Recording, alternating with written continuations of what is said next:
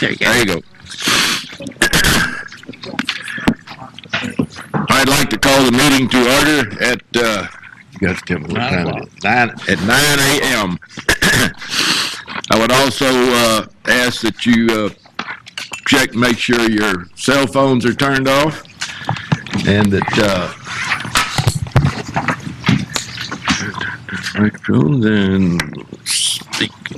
Ask that when you speak, you turn your mic on and then turn it off to help the audio and video recordings. Each director received notice. This board meeting, public meeting notice, was properly posted as required by law. Director Paul Christensen indicated that he would not be present at this meeting. This time I'd like to welcome the new directors, to the new board members that are appointed by Governor Abbott. Got an echo in here. Director Bowles from Round Rock, Director Flores from Round Rock, Director Hubert from Granbury, Director Luton from Granbury, Director Smith from Danbury, and Director Taylor from Waco. We appreciate your commitment and service to the board. We've set aside at this time to hear from you, the general public. Those of you that are interested in providing comments and filled out one of the cards available at the receptionist desk will be called to approach the podium to make your comments at this time. Seeing that there is no one to speak, we will move on to the first agenda item. Discussion and possible action on fiscal year 2015 Comprehensive Annual Financial Report by David Thompson, Chief Financial Officer.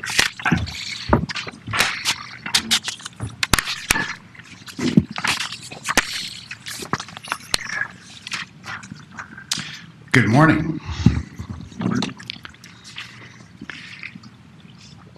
At this time of the year, I bring to you the Comprehensive Financial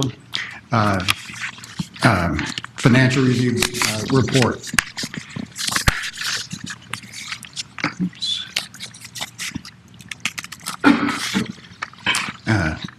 This report was prepared by our financial team and audited, and is audited as well by our external auditors. During this agenda, I plan to tell you about the purpose of the report highlights, and also at the end of the agenda, I will have basically Mike O'Brien's here to give basically his report on the audit.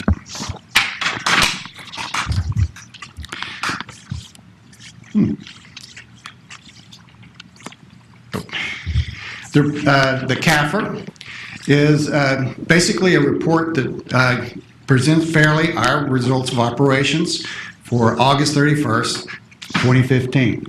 It was in accordance with General Accepted Accounting Principles and also Government Accounting Standard Boards. It also has compliance to a single audit. In 2015, our state grants exceeded $500,000, which required us to have additional audit steps taken to make sure that those grants were in compliance with the state regulations. Oops. I have a problem here. There we go.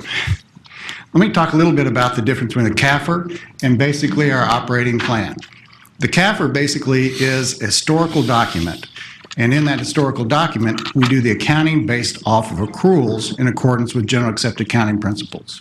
Whereas the annual operating plan, which is our budget, is a prospective document. It is a document prepared before the fiscal year, and then we measure ourselves against that throughout the year in a quarterly basis. And it is on a primarily cash basis accounting.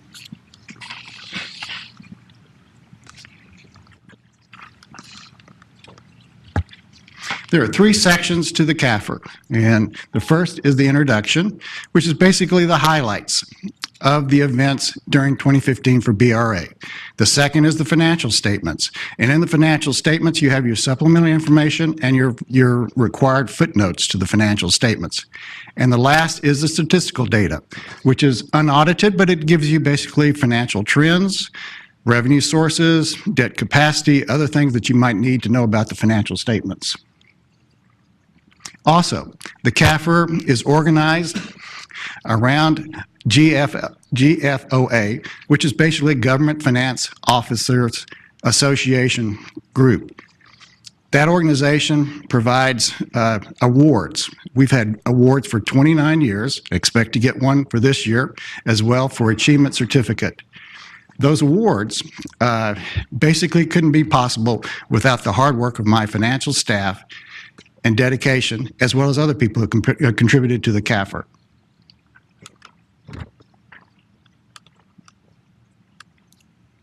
So now I need to take a look at the financial differences between the budget and the CAFR. In 2014, you approved a budget for 2015 for an $812,000 surplus. The results of that budget in 2015 ended up at 8.9. As you can remember, back in October, we explained the 8.9 as $3 million worth of interruptible waters that wasn't budgeted, $5 million of operating expenses by departments that wasn't spent, and $1 million worth of Castilla Island sales at PK. Now, the CAFR had $7.4 million of income. So there are four key elements in differences between the budget and the CAFR that make up the differences. The first is depreciation versus debt principal payments. In there, depreciation expense is not booked in your budget, whereas debt services is treated as an expenditure. But on the CAFR side, depreciation expense must be booked, and debt principal is basically a balance sheet adjustment. Therefore, depreciation expense greater than principal payments is $3.7 million reduction. Next, in Limestone Lake, we had a 40-year contract that came to conclusion in 2015. Now, per accounting practices, we were able to recognize the deferred revenue.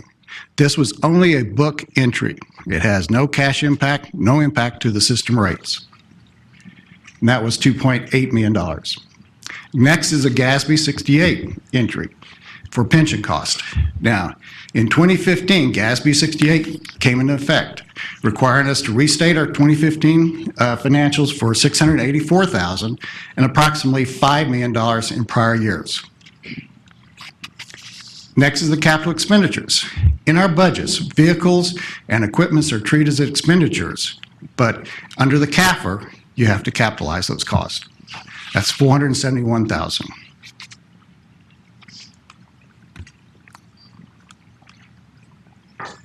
So I want to take a 2-year look. The main takeaway here is our revenues were up by $4 million, and that has to do with interruptible water sales.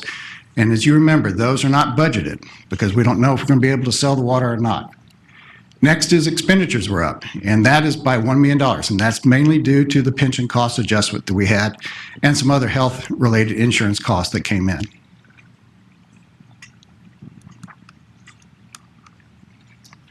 Now, with that, I have Mike O'Brien here from Paget and Stradman, and he will give the report on the audit.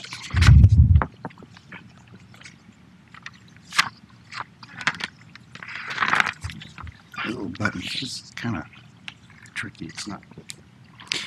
Thank you, David. I'm Mike O'Brien with Paget Stradman. I'm going to give you a brief report on the audit process. I'll be happy to answer any questions as we go. Okay.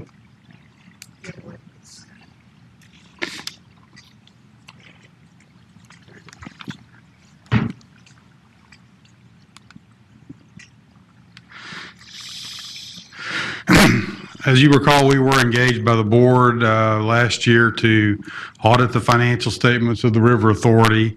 And what that means is, this is a standard financial statement audit scope that any governmental entity would have. We are auditing the financial statements that David just gave you some highlights on, and that includes examining supporting documentation on a test basis.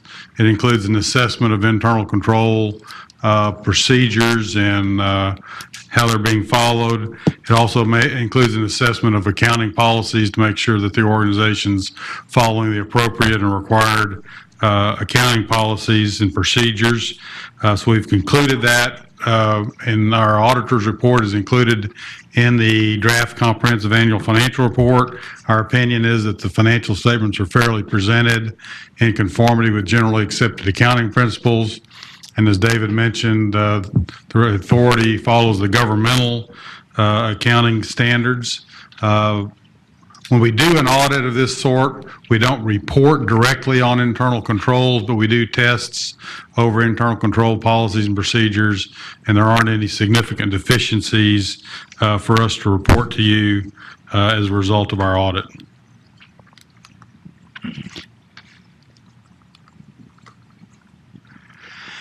With respect to, so that's the financial statements. The authority also has federal awards that are received and state awards. Those fall under different requirements for audits. The Federal Office of Management and Budget has rules regarding federal audits, federal awards.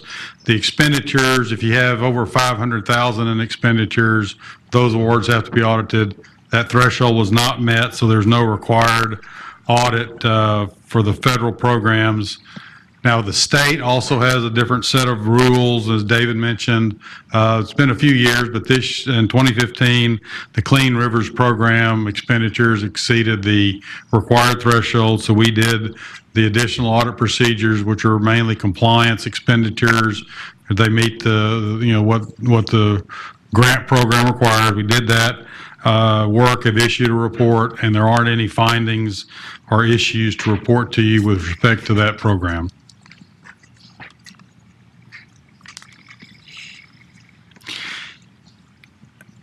Some things auditors are required to communicate to board members are about accounting policies and procedures is one thing. The authority follows appropriate and standard governmental accounting procedures and policies. In 2015, as we've kind of pointed out to the board for the last couple of years, this new pension accounting standard is required to be adopted by all governments in the U.S., not just the River Authority. So that was done. We audited, David reported to you on the impact. There was about a $5 million restatement of prior years to establish the pension liability. And if you recall, basically what the standard setters are doing are bringing the pension liabilities onto the balance sheet of the River Authority, even though there's separate pension plans out there that are taking care of all of that pension payment and the pension plans. It's a disclosure sort of a standard. There weren't any other changes in the River Authority's accounting policies and procedures, and we don't have any we don't have any concerns about any of the accounting policies and procedures being followed by the River Authority.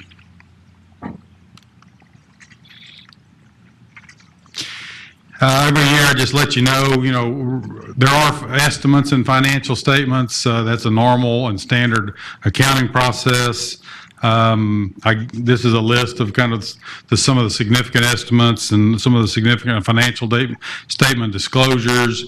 When you look at the actual comprehensive annual financial report, you'll notice there are pages and pages of pension information this year. That's all the new requirements from the Governmental Accounting Standards Board.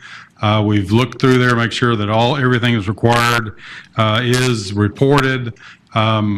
Most of that is actuarial information, so we do rely on the actuaries for those pension plans to do the pension asset and liability calculations, and then your staff did the accounting and we checked it. So that's the only change in disclosures or estimates during 2015.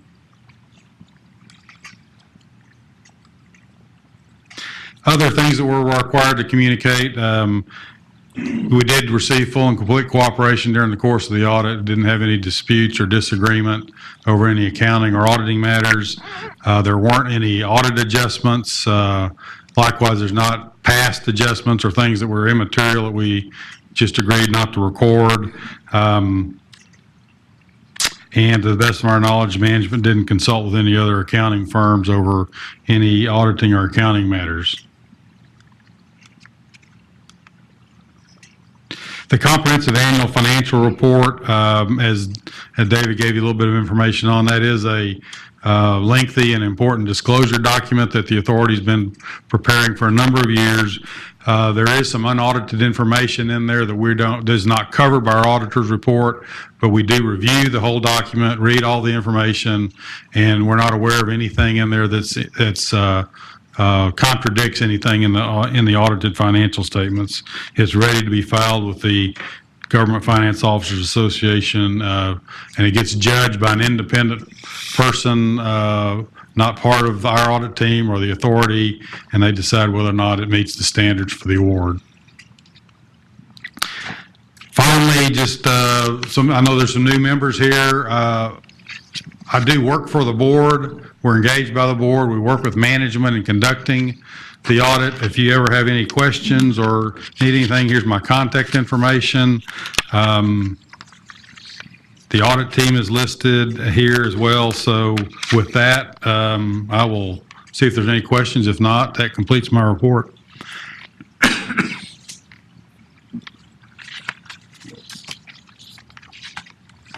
Thank you. Thank you.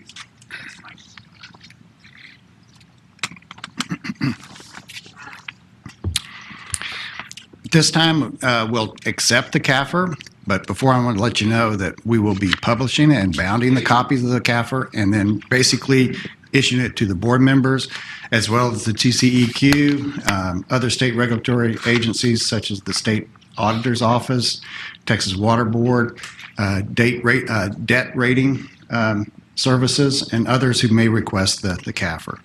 So if there are no other questions, I'd like to read the resolution for acceptance. Read your resolution, please. Okay. Be it resolved that the Board of Directors hereby accept the Brazos River Authority's comprehensive annual financial report for fiscal year 2015 and approves its filing with the Texas Commission on Environmental Quality.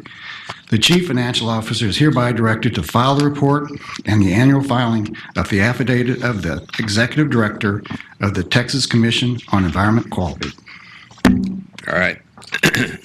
You heard a reading of the resolution. Is there a motion to adopt? Callis, second by Kilgore. Please poll the board. Presiding Officer Scott, Yes. Director Ball, Yes. Director Bell, Yes. Director Adams, Director Bennis, Yes. Director Bowles, Yes. Director Christensen. He's not here. Not here. Okay. Director Flores, Yes. Director Huber, Yes. Director Johnson, Yes. Director Kilgore, Yes. Director Luton, Yes. Director Masterson, Yes. Director Munson, Yes. Director Rankin, Yes. Director Smith, Yes. Director Tallis, Yes. Director Taylor, Yes. Director White, Yes. Director Zaccanino. Yes. All right. Agenda item number 2, report and possible discussion on fiscal year 2016 first quarter budget report by David Thompson, Chief Financial Officer. As I mentioned in the other agenda, that at this time we show you the results of the budget for the first quarter, which is September, October, and November, and what were the results of it. And I have a graphic summary of showing the 3 key elements of the CAFR, or excuse me, of the budget results. And the first one is the revenue, which was $1 million greater than what we had budgeted. And that is basically interruptible waters sales that we do not budget for. Second is their expenditures. Now, expenditures were lower than budget, and that is primarily due to timing. But it's difficult to tell in the first quarter if it's timing or permanent differences. So we'll need to see the next quarter to see what's happening in there. And then the last is the capital projects, which is timing differences primarily.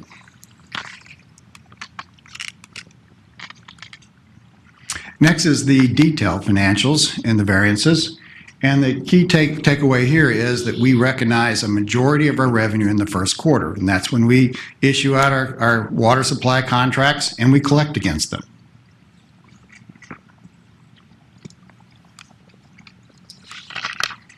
And last is basically a breakdown of our expenditures. And as you can see, salaries, benefits, and debt service payments makes a majority of our expenses, and about 53% of it. And that is our fixed cost.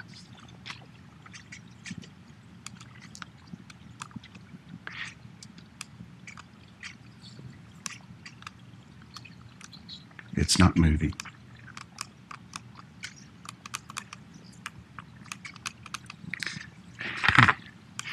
I think the battery's dead. Oh, okay. No. Are there any questions? Seeing none, we'll move on to agenda item number 3, report and possible discussion on investment officer's report for first quarter of fiscal year 2016 by David Thompson, Chief Financial Officer. And at this time, I also bring another standard report, which is basically taking a look at our investment portfolio. The first is a book value trend. And as you can see, between the last quarter and this quarter, we had a $12 million increase in our investments. We're up to $91 million. And that $12 million is due primarily to the first quarter, where we collect most of our water supply contracts. The next is just kind of taking a look at the investment blocks. And you can see 6 months or greater is where we have most of our CDs invested. And that is to try to get the highest rate of return we can on the CDs.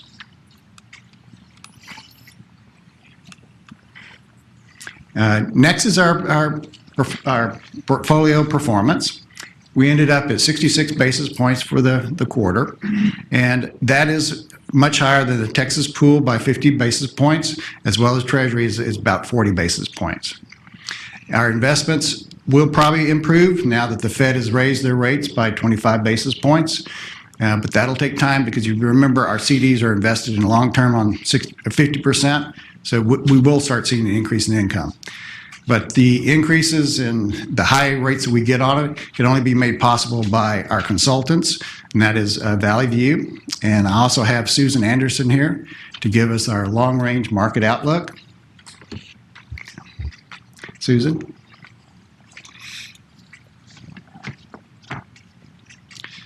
This button moves it forward. Okay.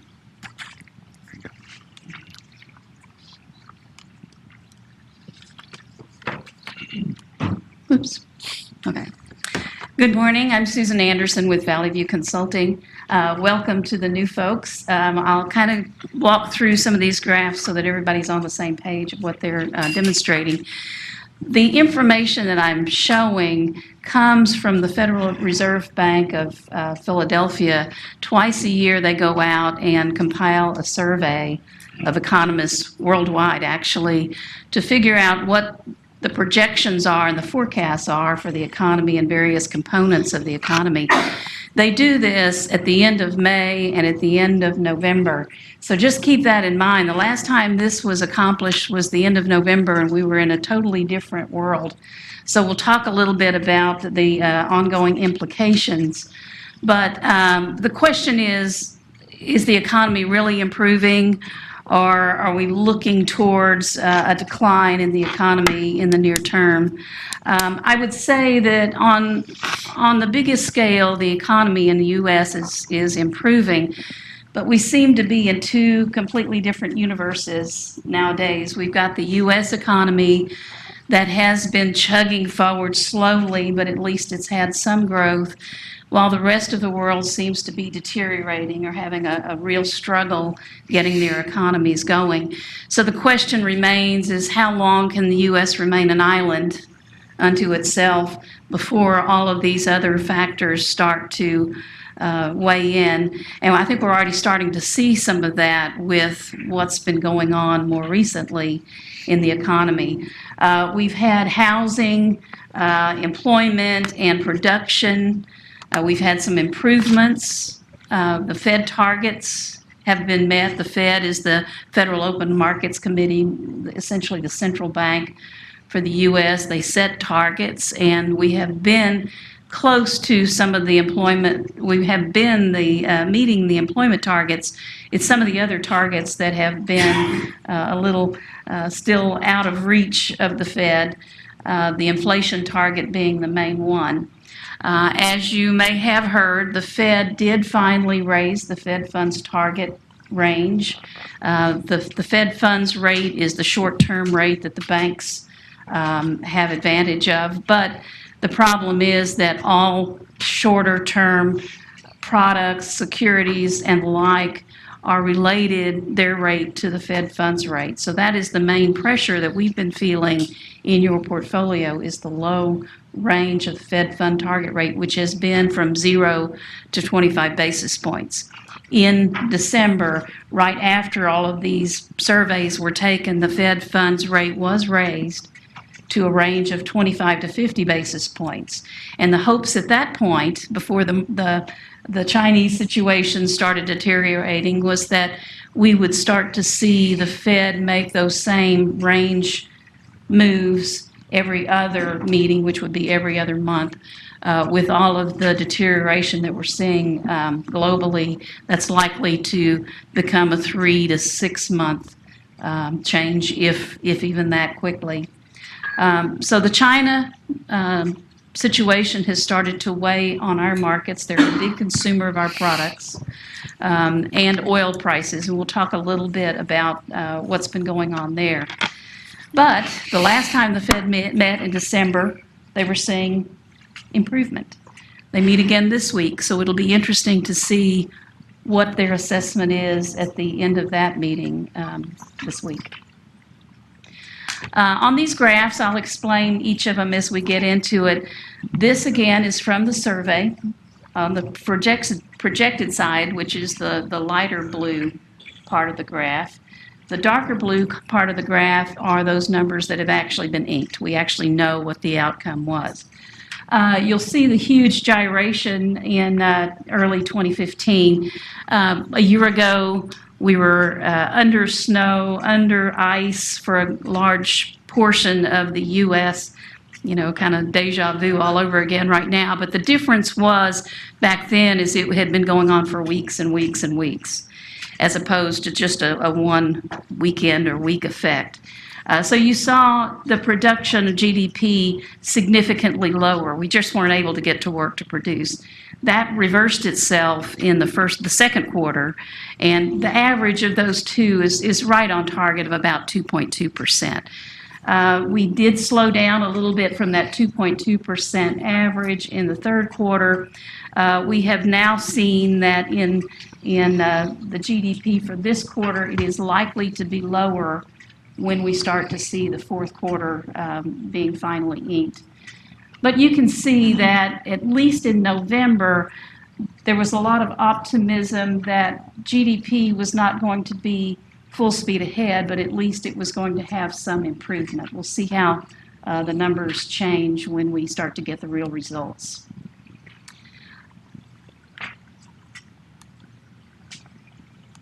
Oops, did I go too many? No. Okay, now these stacked graphs, you'll see a few of these.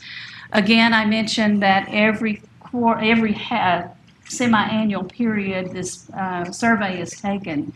We've taken the survey back to what they were looking at as of November of 2013, so 2-year look back. And you can see how each time they met, it was improving as you got through 2014.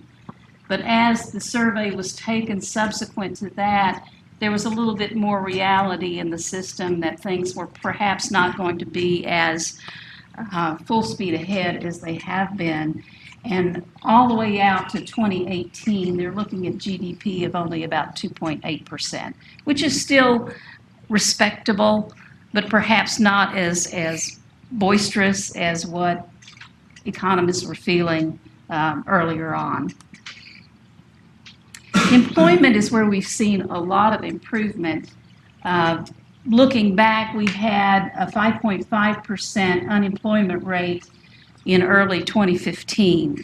The Fed target was a little vague from our point of view. They never came right out to say what their target was on unemployment, but we feel like that target has been met and perhaps exceeded.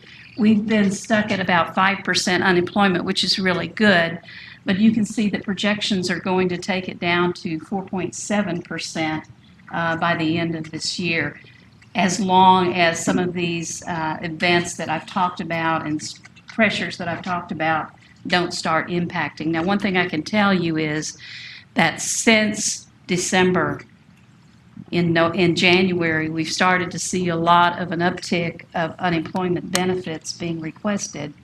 That could be because of the temporary seasonal employment of December and the holiday period, but we're going to need to dig down into those reports when the unemployment number comes out to see if it's more widespread than just the seasonal part of the economy.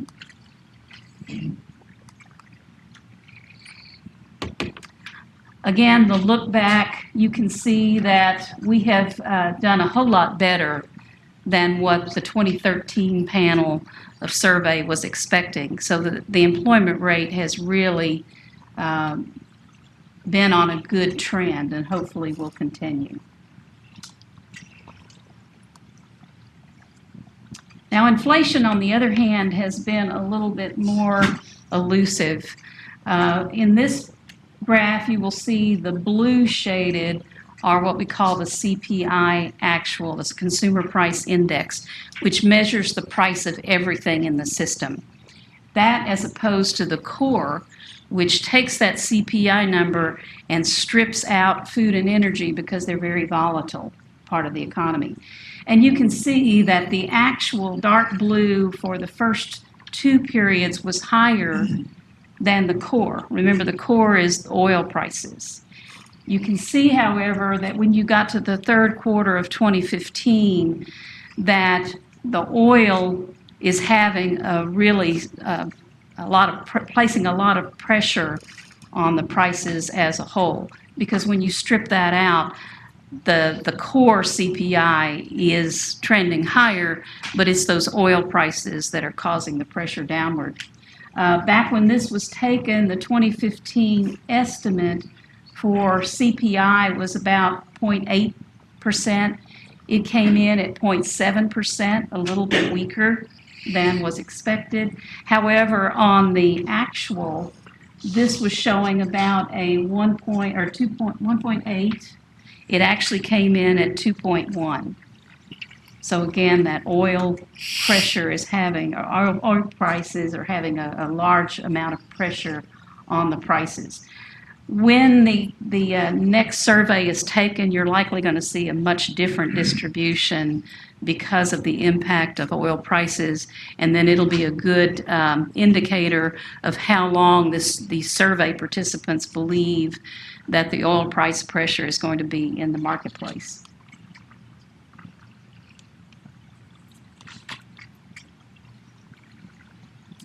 Again, looking back to where the survey anticipated in the past as opposed to where it is in the current time, you can see that we've had some improvement in what they think the CPI forecast will be. Again, I think that this will be tapered off a bit when the next survey comes out. Okay, this is the part of what our angst has been all about. You've seen this played through in the stock market, this coupled with the China situation. Back in 2011, 12, we had $100 a gallon, or a barrel oil prices. And that has now, as of late Friday, last week we dipped down below 29. We're back up to about 31, 32. That has a dramatic impact, can be positive and can be negative depending on which side of the fence you're on. For those industries that are dependent on prices of oil, like transportation, some of the corporations, when prices go down, their cost of production goes down, so that can be good. It can be good for consumers as well. What it's not good for or are a lot of the economies that are very dependent, like some of our global partners that are very dependent on the price of oil. It hurts our corporations that are oil companies. It hurts a lot of financial institutions that have lent money based on that industry. When you get right down to it, though, it's about 3% of our overall GDP. It's not a whole lot. At the peak 2014, when we were all ramped up and everybody was out drilling new wells, the whole industry only employed about 550,000 people nationwide. When you compare that to the fact that we've been growing average 282,000 jobs per month, it's just a drop in the bucket, but there's a psychological impact of it, and more importantly, there's a global impact of it in our trading partners. So how will this impact your portfolio? China still remains the wild card. Obviously, gas prices will impact the inflation outlook. Domestic job creation, I think for the most part, we're still going to see growth, maybe not as robust as we've seen in the recent past. The domestic housing market is still doing well. Part of the problem with the domestic housing market is there's just not enough supply out there. You can't sell homes if they're not on the market. And when we look down and dig into the housing numbers, most of it has to do with there's just not enough homes out there to sell. So that's been an ongoing problem with the housing market. Now this is the graph that should be more meaningful to you. This portfolio can't participate in the oil markets. It can't participate in the stock markets. What we can participate in is the very short-term bond agency CD markets. You can see this goes back a year. Look back at the yield curve. You participate in the 2-year, mostly and under. So a year ago, that red line showed that rates were quite a bit lower than they are now, or at the end of this report, the blue line. I can tell you, though, that since the end of December, when this was created, that blue line is now on the short end. It's between the green and the red line, so you've had some deterioration. You've had a lot more deterioration on the 10-year. That blue line now would be beneath both of those rates that were shown earlier. The pressure, David mentioned that rates are looking like they're going up. I can tell you that as long as this global crisis continues, there's a flight to quality. A lot of investors that would normally be participating in the foreign markets, the stock markets, are taking their money out of that, and they're going into that very sector that you invest in because it's safe. And when you've got that much supply coming in, it puts downward pressure on interest rates. So it's going to be a struggle to kind of tread water, at least for the short term, until all of this kind of reverses itself. Any questions? Okay, thank you. Thanks.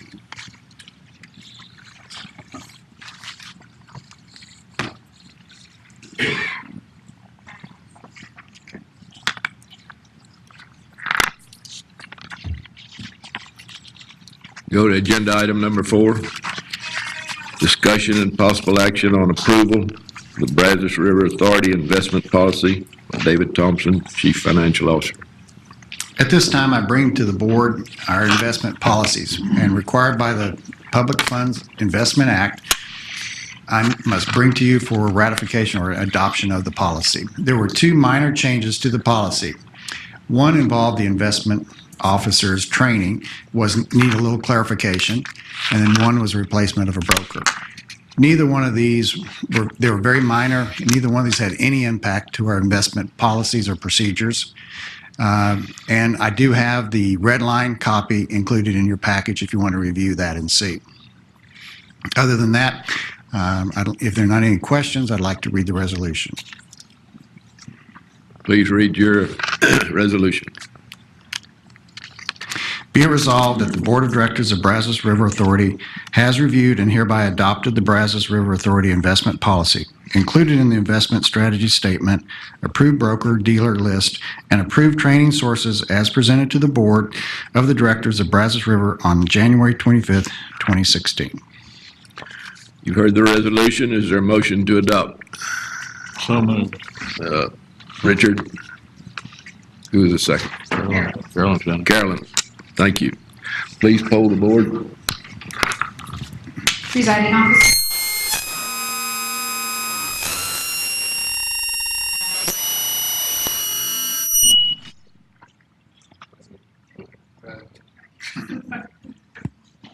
Presiding Officer Scott. Yes. Director Ball. Yes. Director Bell. Yes. Director Adams. Yes. Director Bennis. Yes. Director Bowles. Yes. Director Christian. Yes. Director Flores. Yes. Director Huber. Yes. Director Johnson. Yes. Director Kilgore. Yes. Director Luton. Yes. Director Masterson. Yes. Director Munson. Yes. Director Rankin. Yes. Director Smith. Yes. Director Tallis. Yes. Director Taylor. Yes. Director White. Yes. Director Zaccanino. Yes. Agenda item number 5, discussion of possible action. Year 2016 budget amendment. Okay, as you remember, back in July of 2015, you approved our capital budgets. In the project budgets, board requires that anytime we exceed our project budgets, we need to come back to the board for amendments to increase the budget. We do have one item here, and this one relates to the Water Master program, which started in June of 2015. We were given an estimate by the Water Master program for about $410,000. As it turns out, the cost was a little higher than that. And so I'm coming back to the board to ask for an increase from $410,000 to $430,000 and for the amendment to increase so that we can get the money paid to the Water Master. Now, the $430,000 will be passed on to our customers as well, so we don't pay for that from that perspective. With that, I would like, if there's no questions, sure, go ahead. That 430 is just the portion for the Brazos River Basin? That is correct. I didn't ask that right. Okay. Is it just for the Brazos River Authority? And is that the total amount for That is the the Water total Master? amount for And paying. so is that gonna only go back to our system customers or? Yes, it will. And it's, as approved, I think, in discussions, it'll be done in arrears. It'll be put into the 2017 rates. Yeah, when I read it, I was trying to see, there are other people who have water rights in the Brazos River. Are they gonna pay part of this? Yes, Depends on your water right. Okay. right. It wasn't clear to me. If we Okay. are paying it all and then just giving it back to our system rate customers, which didn't seem fair. Yes. Oh, well, Yeah, and the total, Right. for the total Water Master budget was around $900,000. Okay. So this is just the portion that is billed to BRA for our water rights, Okay. including Allen's Creek.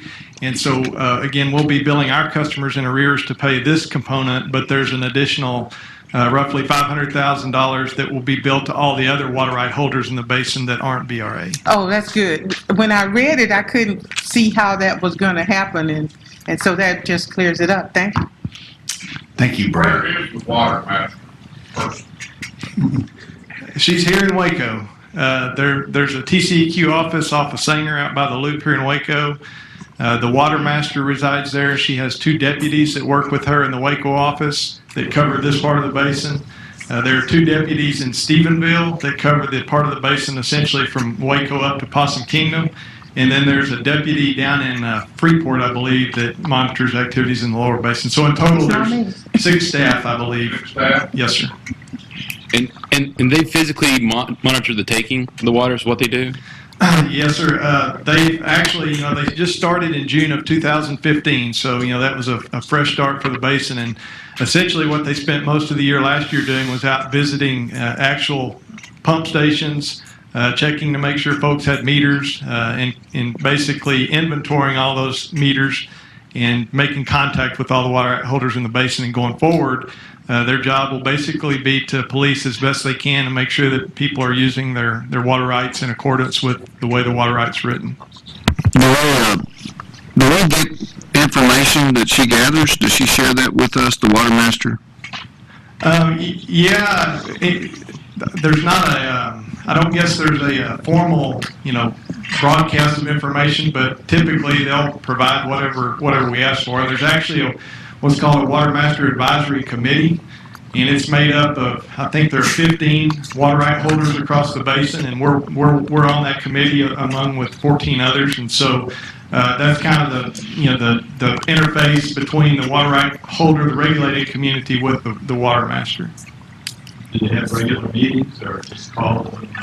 I think they're, for the most part, called as we need them. I think last year we met maybe 3 or 4 times. As a matter of fact, the chairman of the Water Master Committee is in the back of the room here, Gene Fissler with NRG. So, 4? 4. Okay.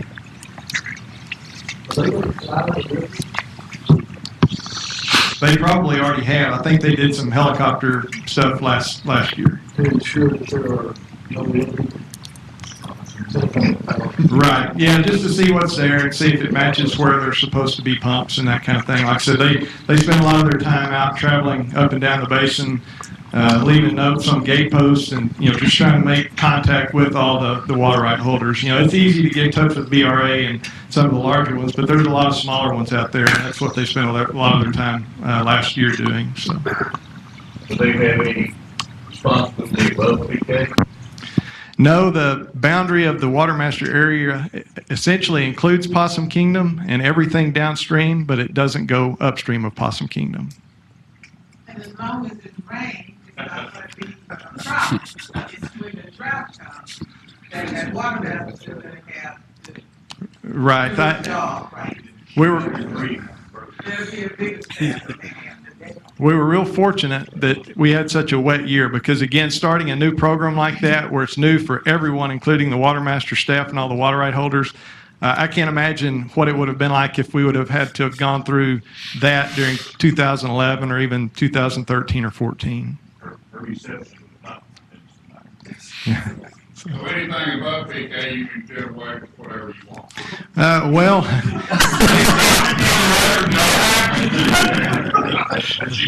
Hey, I'm hard yet. Go ahead, go. That's a trick question. Yeah. Well, is it going to be our policy to invite the water master to one of our board meetings, Phil, I just think it'd be good if we at least meet her at one. And thank you for coming, Chairman. Appreciate that.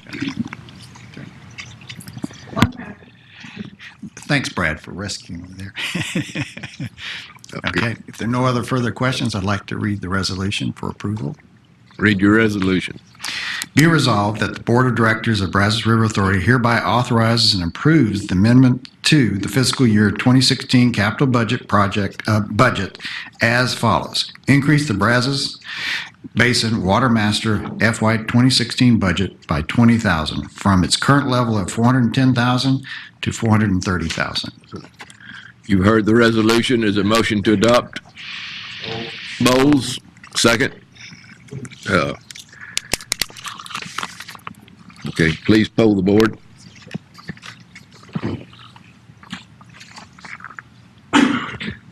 Presiding Officer Scott, Yes. Director Ball, Yes. Director Bell, Yes. Director Adams, Yes. Director Bennis, Yes. Director Bowles, Yes.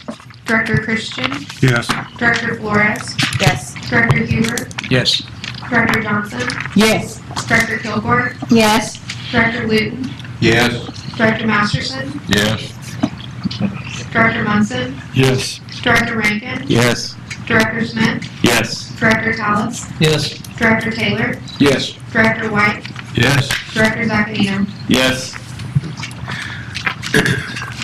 Agenda item number 6, discussion and possible action on ratification of retirement committee membership by David Thompson, Chief Financial Officer.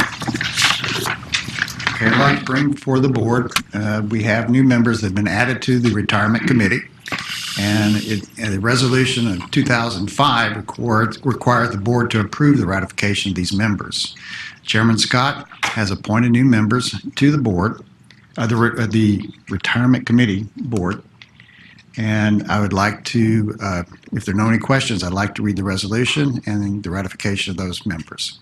Read your resolution.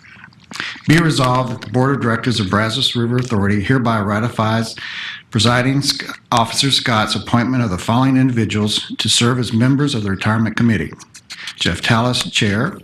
Sal Zaccazzino, Vice Chairman. Peter Bennis. John Henry Luton.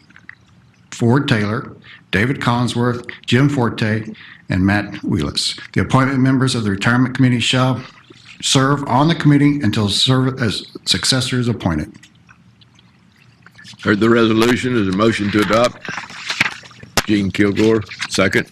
Bob Christian. Please poll the board. Presiding Officer Scott. Yes. Director Ball. Yes. Director Bell. Yes. Director Adams. Yes. Director Dennis. Yes. Director Bowles. Yes. Director Christian. Yes. Director Flores. Yes. Director Huber. Yes. Director Johnson. Yes. Director Kilgore. Yes. Director Luton. Yes. Director Masterson. Yes. Director Munson. Yes. Director Rankin. Yes. Director Smith. Yes. Director Tallis. Yes. Director Taylor. Yes. Director White. Yes. Director Zaccanino. Yes.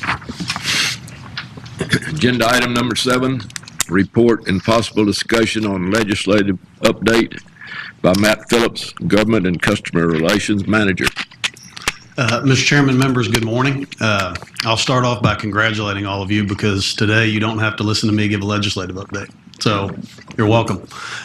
We're going to have Buddy Jones and Dan Pearson from Hilco Partners come up in a minute and kind of give you guys a crystal ball in terms of what's going on in Austin, how that relates to statewide water policy and how BRA fits into that with some of the things that we're doing. Before they come up, kind of by way of introduction, and I know Phil would echo these remarks, but the BRA has been very, very fortunate over many years to have the relationship that we have with Hilco Partners and to have them representing our interest down in Austin. They are, by anyone's measure, the top lobby firm in the state of Texas. They do a great job representing us. They employ a talented bunch of folks.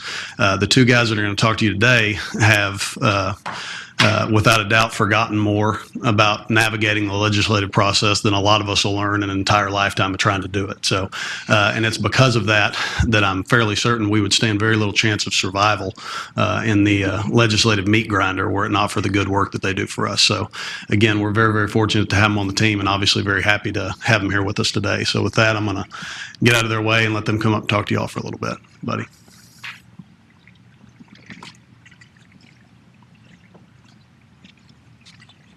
Thanks, Matt, and Mr. Chairman and honorable members of the board, the River Authority. It's a pleasure to be here with you. I'm Buddy Jones from Hillsborough. I was a district attorney in Hill County and then member of the legislature and the House of Representatives from Hillsborough.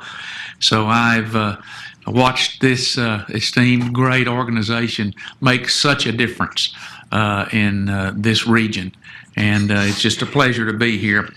As Matt told you, I actually started with the Brazos River Authority in 1985, and Carson Hogue was the executive director general, and things have changed a lot with the Brazos River Authority since 1985, as they have with the Texas legislature. Some great changes, some not so good, but we've always managed as a family together to work through those changes. Water has become probably the most precious commodity that the legislature talks about every session. Used to be oil and gas, economic development at one time, but water seems to have to go through every session as the most important issue we're faced with in Texas today, and it's precious. It's important for us to understand that the issue of water is viewed in a statewide view by the legislature. They don't say, well, we're going to let the Brazos River Authority basin take care of that basin, and we'll worry about what we do down in Hidalgo County ourselves. No, sir. And they look at it as a statewide resource, and the legislature views it holistically.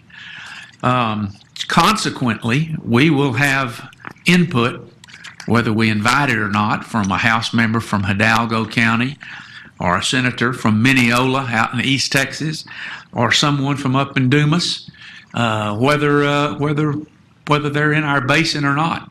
And it's important that we realize that this is looked at in a statewide, holistic manner. Now, it's one other thing I want to tell you.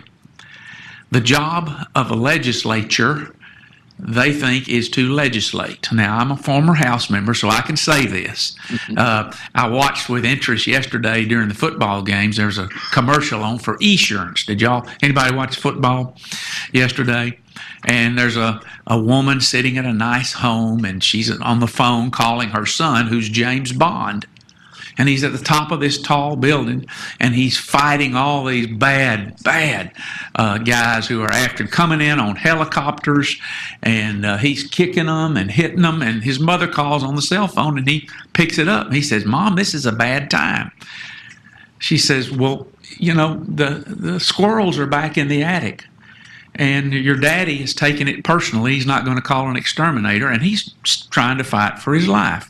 And the point of the commercial is, for Esurance, if you're a mother, you're going to call at bad times and talk to your son. Well, if you're a legislator, you feel like you've got to legislate. So we need to understand that, and that's what Dan and I and the folks at Hilco are dealing with day in and day out. And the fact that we have our own statute, you would think that it's a sacrosanct entity and that we ought to just take care of what we do here, but that's not what we're faced with in the Texas legislature, and that's not the way legislators think. Consequently, we're going to have things like water masters and legislative audits and periodic reviews by the legislature. And a legislator worries and pays attention to entities they cannot control, and that's river authorities.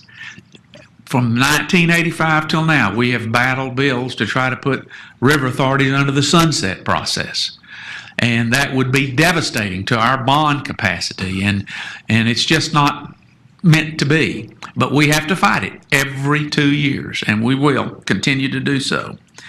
So what we do is we try to walk a fine line between input, constructive input from the members of the legislature and state agencies versus micromanaging. And that's where you all give us the authority and the ability to go try to walk that fine line on your behalf. Next session, we're going to have a brand new chairman of the House Natural Resources Committee. Jim CAFR is retiring. So we're going to have to face a new natural resources chairman. In the Senate, we're going to have a brand new natural resources chairman. Troy Frazier is retiring. The Lieutenant Governor just appointed Craig Estes from Wichita Falls to chair that committee, but he's new, and so we'll have to feel our way along there legislatively. I don't see any changes really in the leadership of the House or the Senate. There are two different bodies, and there's really two different landscapes. So we've got to walk another fine line between the east wing of the Capitol and the west wing of the Capitol. But we are grateful for the opportunity to work for the Brazos River Authority. Our work, Mr. Chairman, has been a blessing to all of us, and Dan and I are pledged to continue to help and do what this board and the administration deem necessary. Dan, do you want to come and talk a little bit about some of the issues that we're going to be faced with over the next 2 years?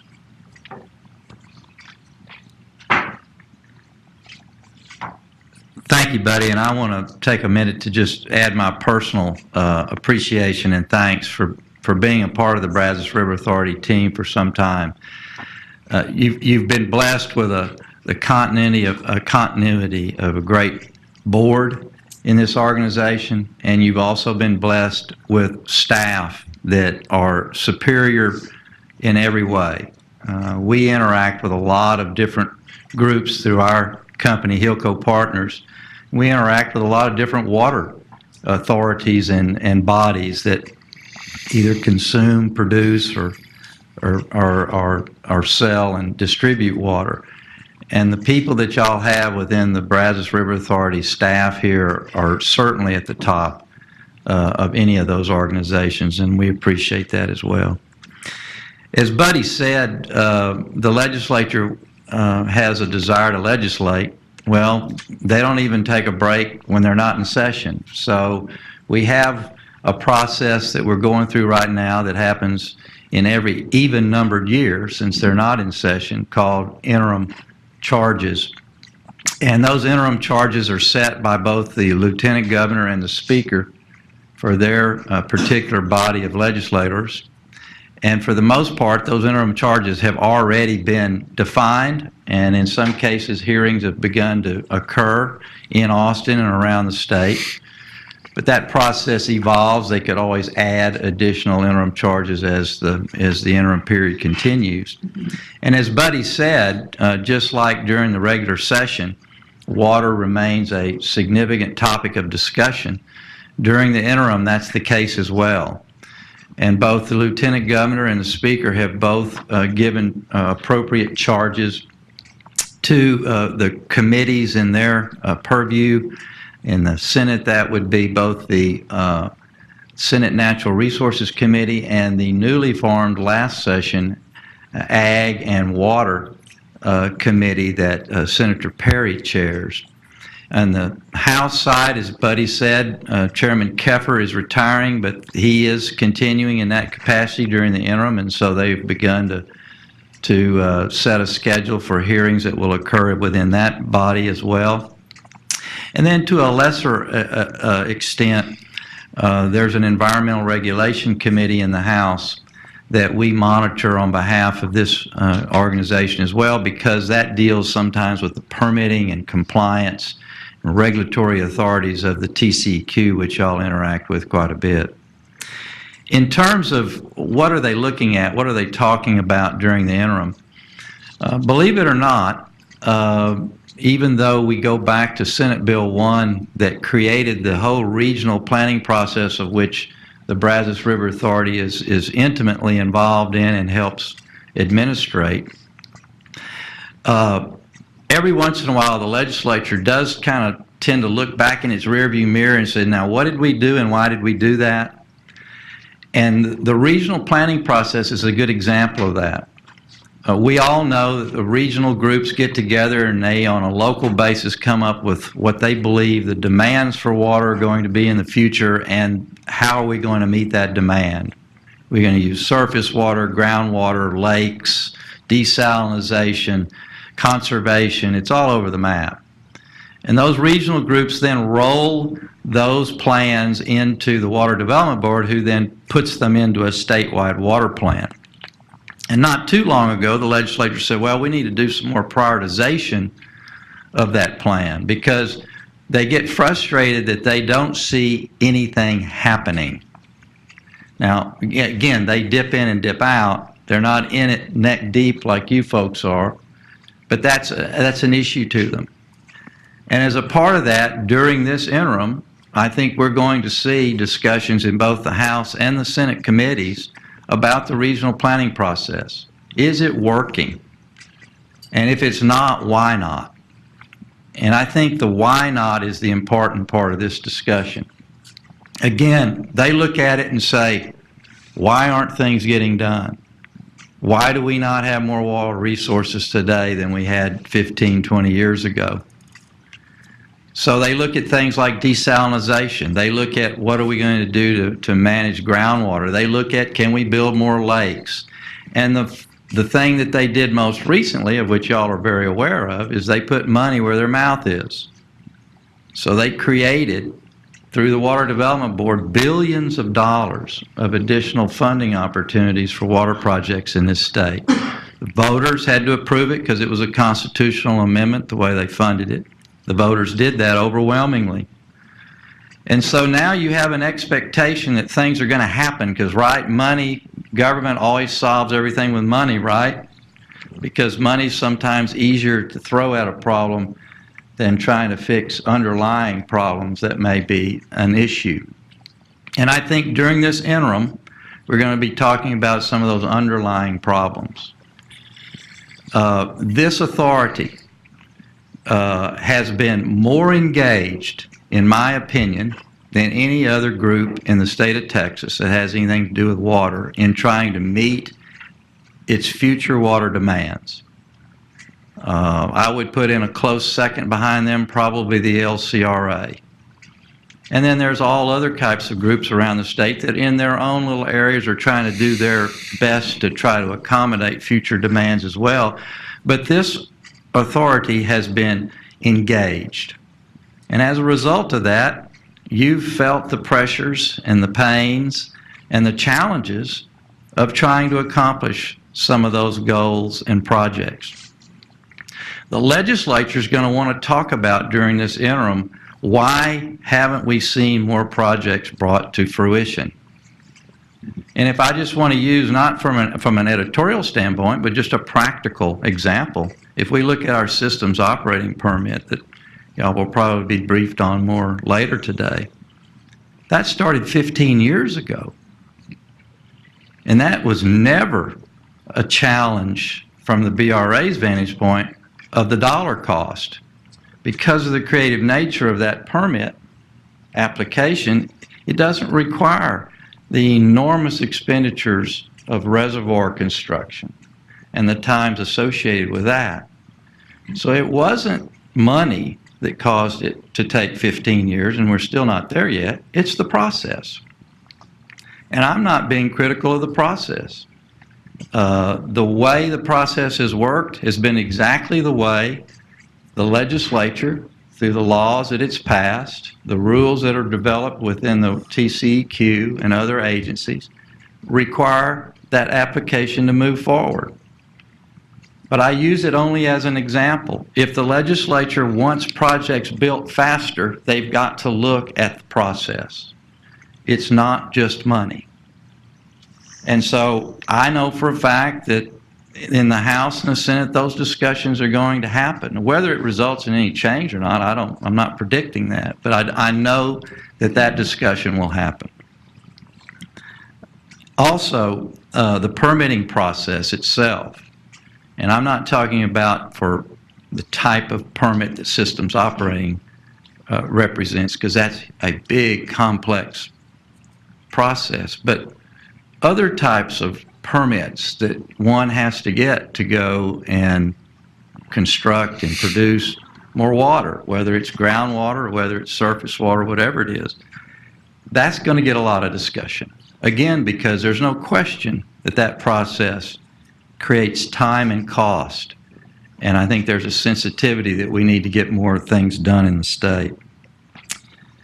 Groundwater management will be a common topic every interim and every legislative session.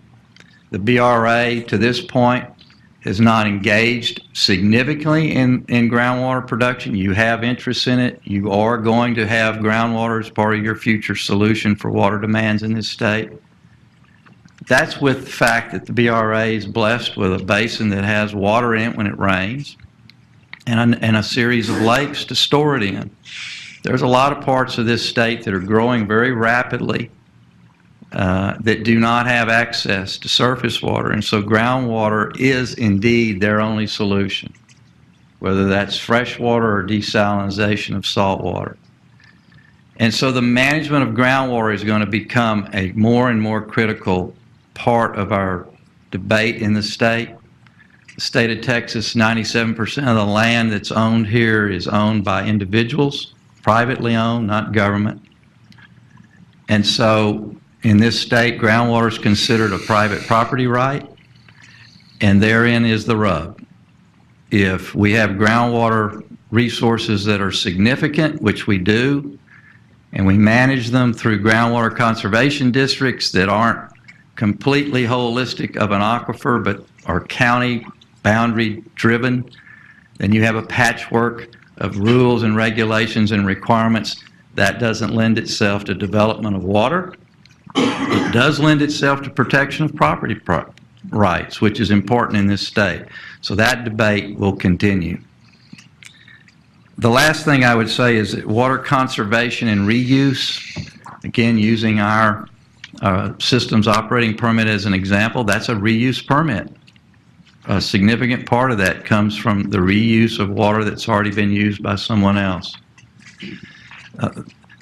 Every drop of water is already valuable and important, and the reuse of that water is going to become more and more debatable in the future because it represents water that somebody's already spent money to use. It goes back into a river source that makes it waters of the state again, except in limited situations.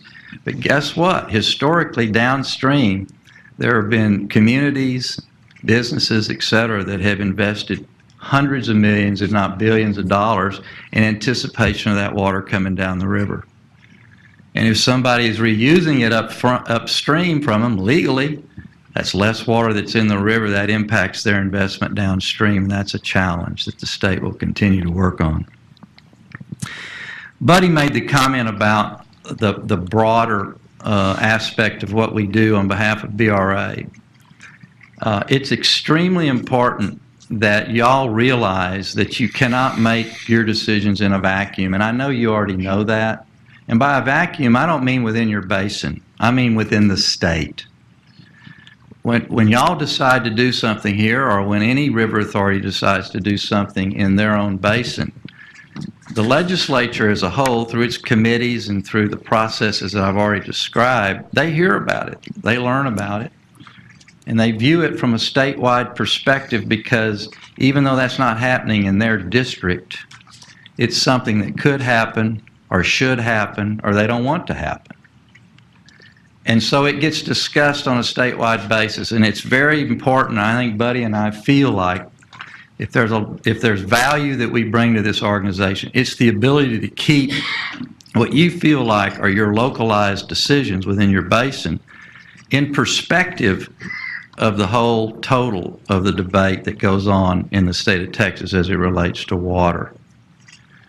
Because it would be very easy for someone who doesn't have a dog in the hunt in the Brazos Basin to make bad decisions from a water policy position that would impact this board and this authority without understanding how that happens, because they're not accustomed to or in tune with the individual decisions that you've made.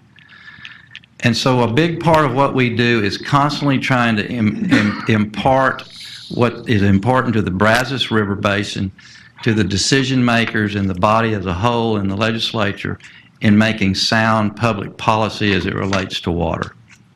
And we'll continue to do that during this interim, and we'll do it next session. I guess I would close in just saying that when it comes to water, there really aren't any local initiatives.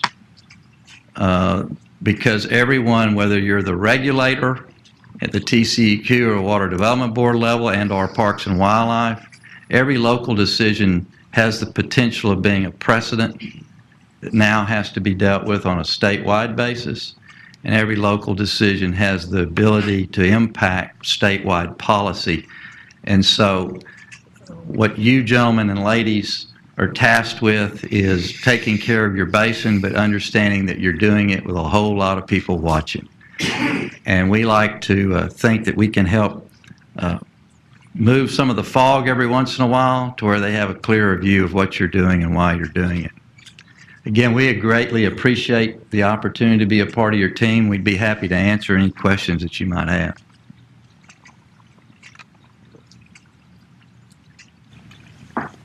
Do y'all represent any other water authorities? Yes, sir. We represent the Guadalupe Blanco River Authority. We represent the San Jacinto River Authority. And then we represent other types of authorities that aren't river authorities, but they're basically water purveyors.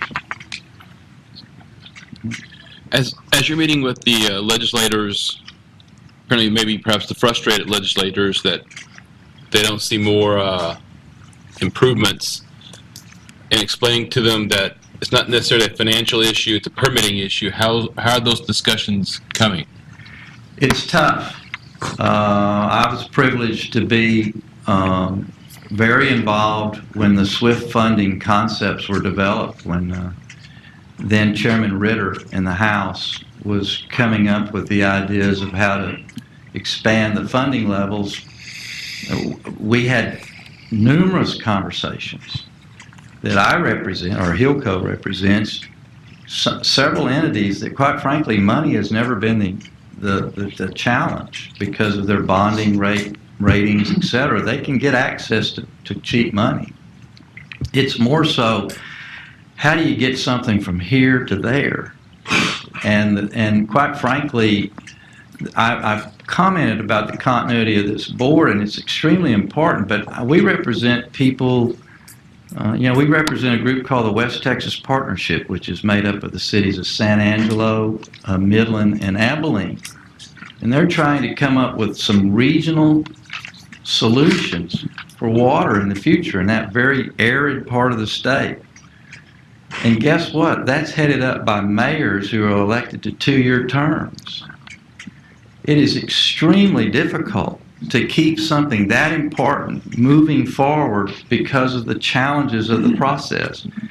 And voters, can decide that, hey, I hadn't seen anything out of the money you guys have been spending, you're out.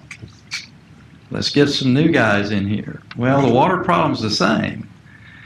And so that discussion is a tough one, because the last thing the legislature wants to do is to take away the process that gives the public an opportunity to have their rightful say in significant matters that involve water or air quality or all the other things that fall under that natural resource. What are the permitting processes? Because where I'm from, I'm familiar with lengthy permitting processes that are not always understood by perhaps most of the parties involved. Mm-hmm. Is there a handful of particular permitting processes that are causing the long lead times? If you're talking about all types of permits, I can tell you that under permits that you have to get for air quality purposes, for example, in that particular case, that's a right to do business in many ways. You can't take a shovel of dirt out of the ground of a $400 million project till you have an air permit. And so if that's contested, which they usually are, you're looking at probably a 3 to 4 year process to get that permit. And I can tell you they can go to Louisiana and get one in a third that amount of time. I can tell you all the states that compete with Texas that they could go to and get one faster than that. And the reason they get them faster in those states is because in those states, the states have themselves decided we're just going to do what EPA does, and it's called notice and comment. But in Texas, we have a contested case hearing process, which is much more robust for the public to have an opportunity to impact that permit. And it's the balance between making sure you give the public its right to affect a permit and not have the process get used to drag out a permit application to the point the applicant says, hell with it, I can't do this. And that's a tough balance. I don't know the answer. But it's one that the legislature will be very cautious with. And I would tell them to be very cautious with it. Don't let speed get in the way of making sure that you've got a good process. And I don't think they'll make that mistake. And I say that knowing full well that we've got an application that's been ongoing for 15 years right here in this authority. Sure. Time kills momentum as well, though. Well, it scares people off because of the cost. I mean, you got to be willing to understand you're going to run a gauntlet, and you've got to stick with it, and you got to pay the cost. Well, I wish you luck. Well, it's not just you guys. I wish us luck.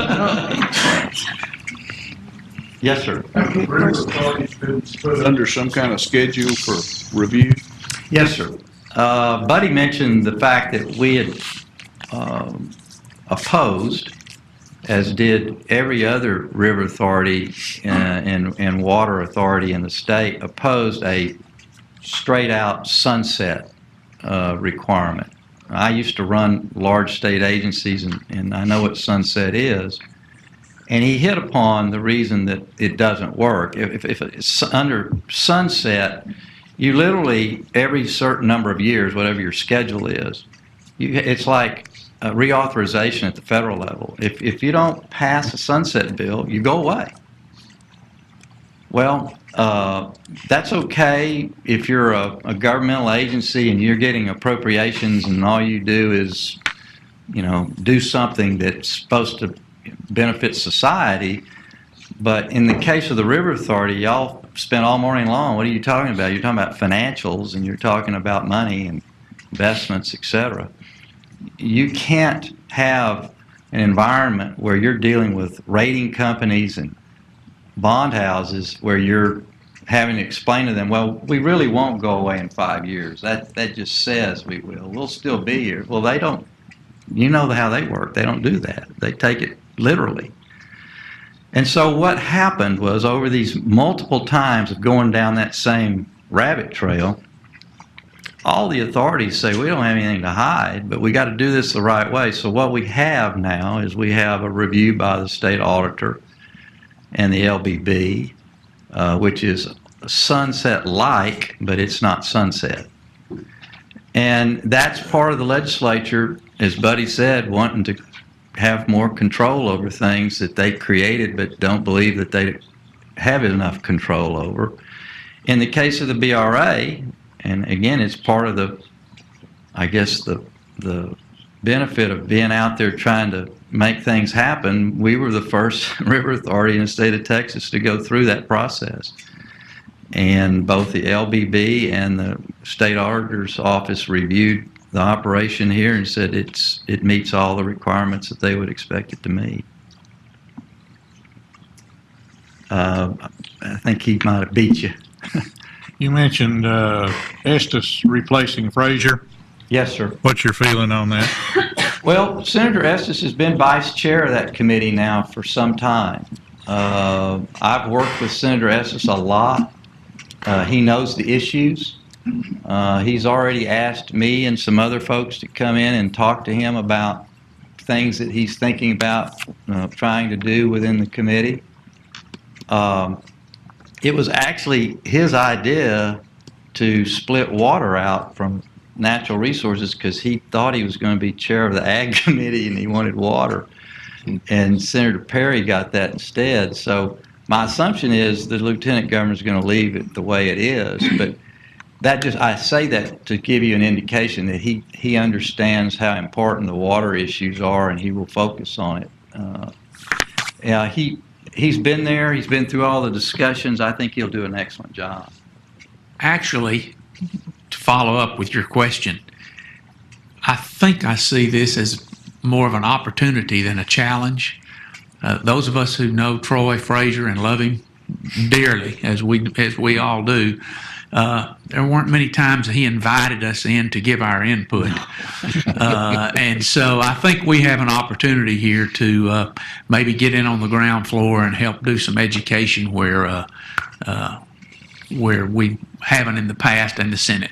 And like Senator Frazier, part of his district is in the Brazos Basin, so they have a dog in the hunt, so to speak. Yes, sir. What effect, in your opinion, if any, would the EPA WOTUS rule, if implemented, have on not just the Brazos River, but all rivers in the state? Sorry, which rule? The WOTUS rule, WOTUS. Waters of the United States. Yeah, where they regulate all the water everywhere. No, it's a. I used to run the environmental agency here in the state, and I don't think Texas wears this as a badge of honor to constantly fight the EPA over everything they do. It just turns out that way. Because that's a horrible rule. That's an overreach. Matt? I mean, if any of you guys that are out in the northern part of your basin, up in the Panhandle area where you got playa lakes, playa lakes are just in, little suppressions in the earth. Place for geese When to it land. rains, water shows up in them and it stays there till it evaporates. Well, those are waters of the United States under this rule. And you're a rancher out there or an agricultural person, and all of a sudden now you've got these little donut holes all over your land that the federal government says we can tell you what to do around this. And that's not good. And so, I think that's going to get the same kind of challenge that a lot of the things that the EPA has tried to do in Texas. Texas has got a pretty good record so far in combating some of it, but it's everybody's focused on it. But you can't legislate your way out of it. That's the problem. I mean, the federal government has that kind of trump card. And we've already seen now where the environmental community has, because of steps the legislature took last session on the permitting process, have now asked that the feds, the EPA, withdraw its delegation of permitting programs in water, air, and waste from the state of Texas, meaning you'd have to go get a federal permit instead of a state permit. And obviously Texas isn't going to agree with that. Anything else? Well, thank y'all very much, Buddy. You want to say anything? Sir, thank you very much. Thank y'all. We appreciate it. Thank you, Buddy and Dan. We appreciate what you do. We'll take about a 10-minute break and be back in here in 10 minutes.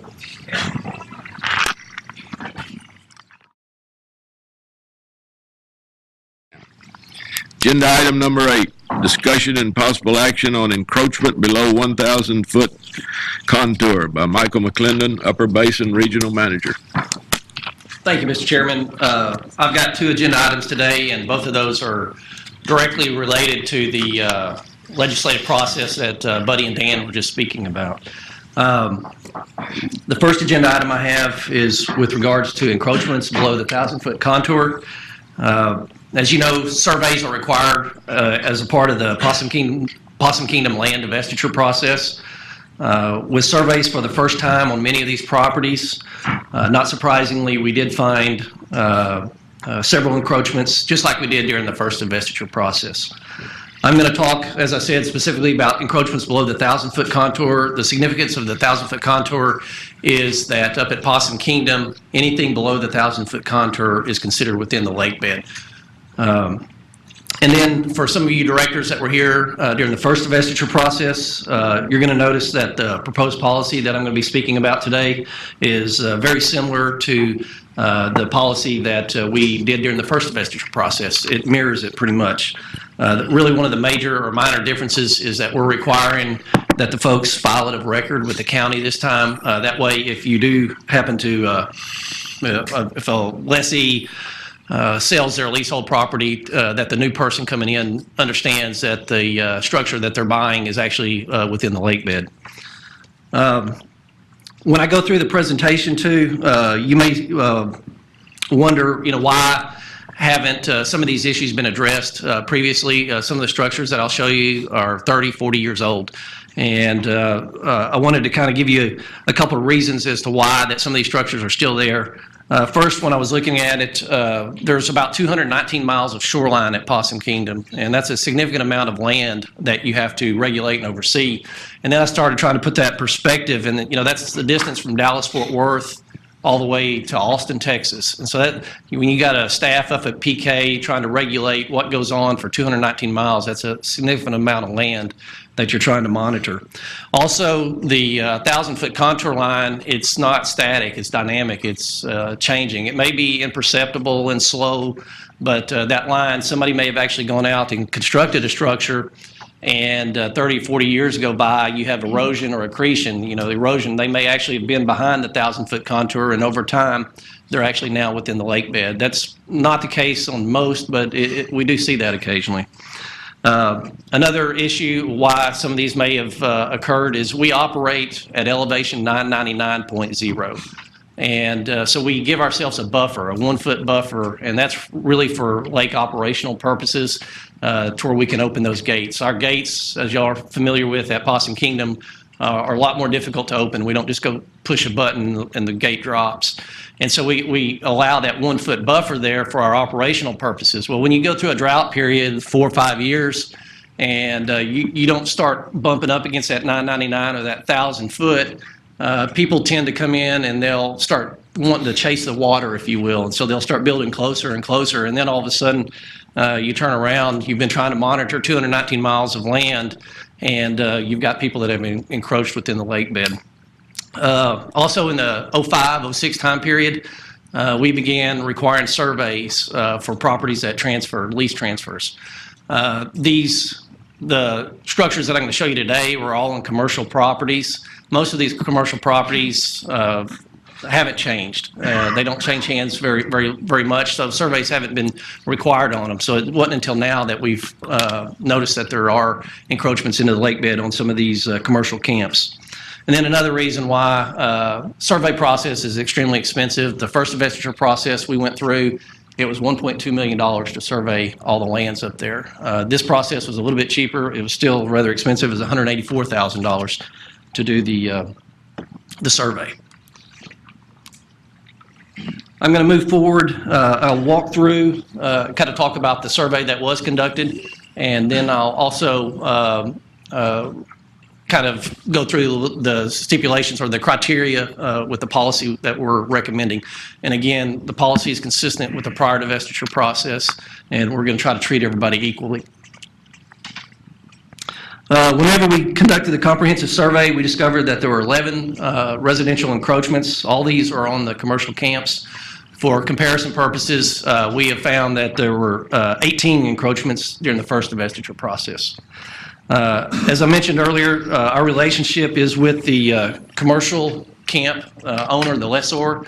It's always been that way, and that's our intent, is to continue that relationship with that commercial lessor. So he's going to be the one, or she will be the one that is responsible for ensuring that their sub-lessee takes the appropriate actions. Whenever we look at encroachments, generally they're prohibited, and whenever we find them, we require them to be removed. But whenever we're going through the first divestiture process, we determined that if they met this criteria, if they're enclosed, residential, inhabitable structures that could not easily or readily be removed, we would allow them to remain within the lake bed.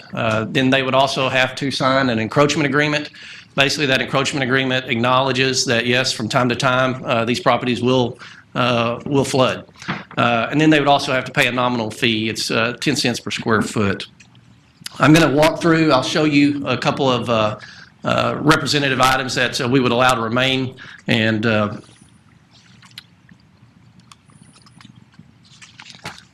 okay, if you look at this, if you look at the survey at the bottom, you'll see the green box or rectangle.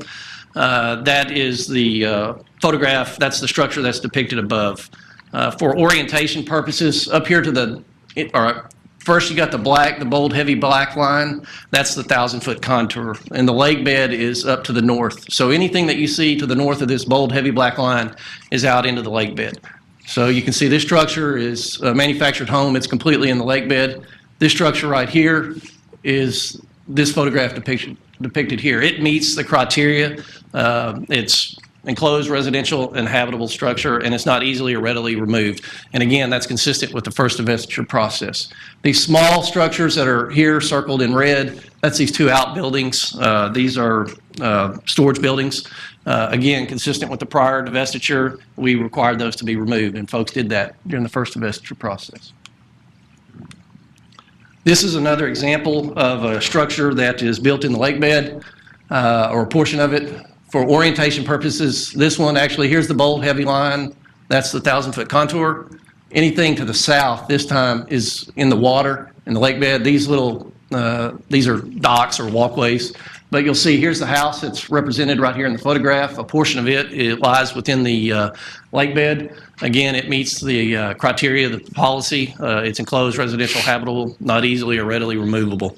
So we would allow it to remain. And as I said earlier, I believe there's 11 of these structures that are within, that we found during the survey process. I do have a resolution for your consideration. It is rather lengthy. In short, it says that, again, if it's enclosed, residential, habitable, not easily or readily removable, that we would allow it to remain. They'd have to pay the nominal fee, 10 cents per square foot. They would also have to file it of record. That way, as I said earlier, the next person that comes along understands that the house or the structure that they're buying would be in the lake bed. In addition to, they would also acknowledge that they have to maintain that structure. However, it could not be altered, rebuilt, or replaced. So we'd allow them to maintain it, but if something happens to it, we're not going to let them rebuild it back within the lake bed. And I actually think that happened during some of the fires that they've had up at PK, where 2 structures, I believe, were burned down, and we didn't allow them to rebuild within the lake bed. But I do have like I said, it's a rather lengthy resolution for your consideration. I'll take any questions if you have it. If not, I'm prepared to read the resolution. Yes, sir. Obviously contacted, there's no legal objections or what have you?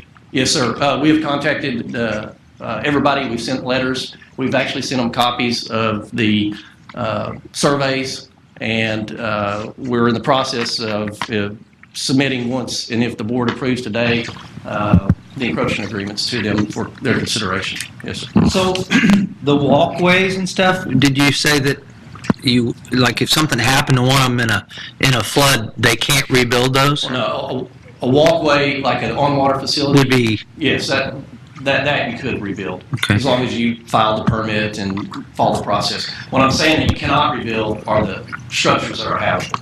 We don't want to continue the process.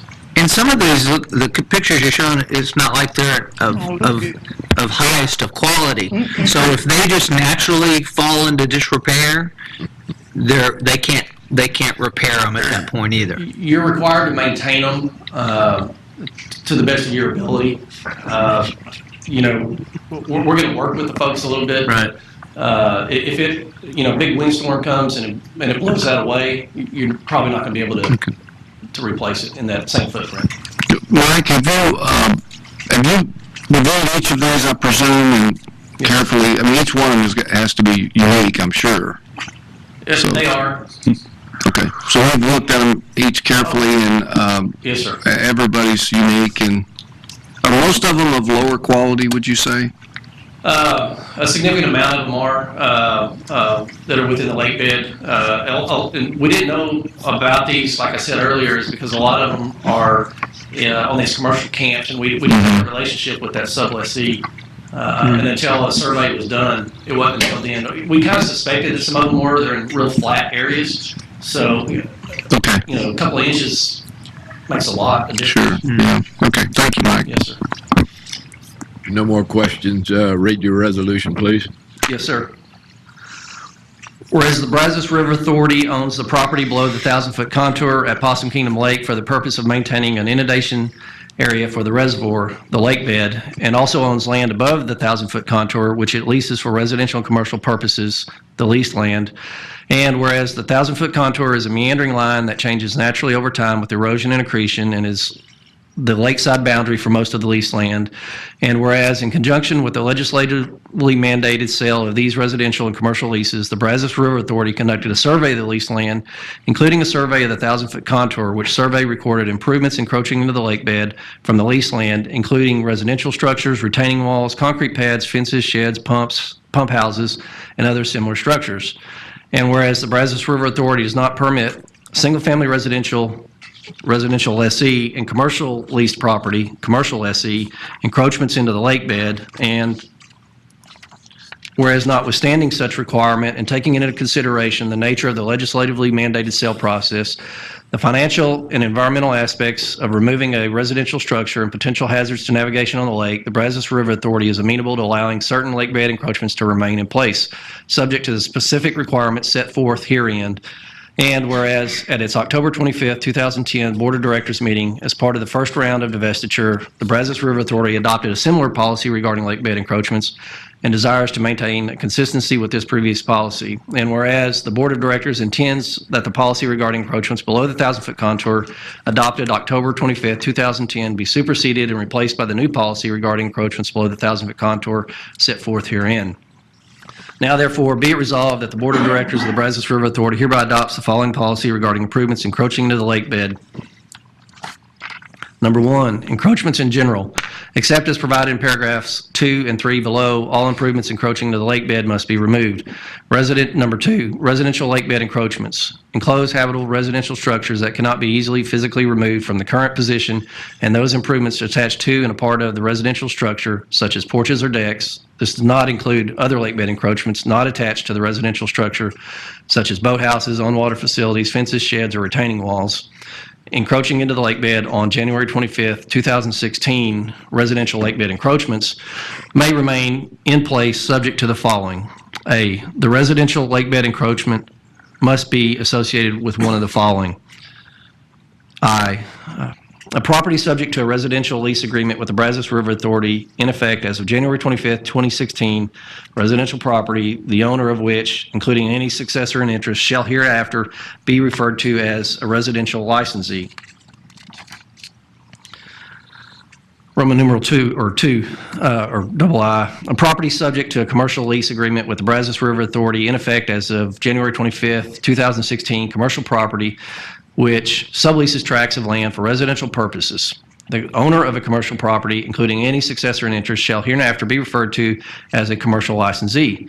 The commercial licensee sublessee who owns or otherwise occupies a residential lake bed encroachment associated with commercial property shall hereinafter be referred to as a commercial sublessee, or triple I, an agreement regarding encroachments below a 1,000-foot contour line in effect as of January 25th, 2016, a current licensed property, the owner of which shall hereinafter be referred to as a current licensee.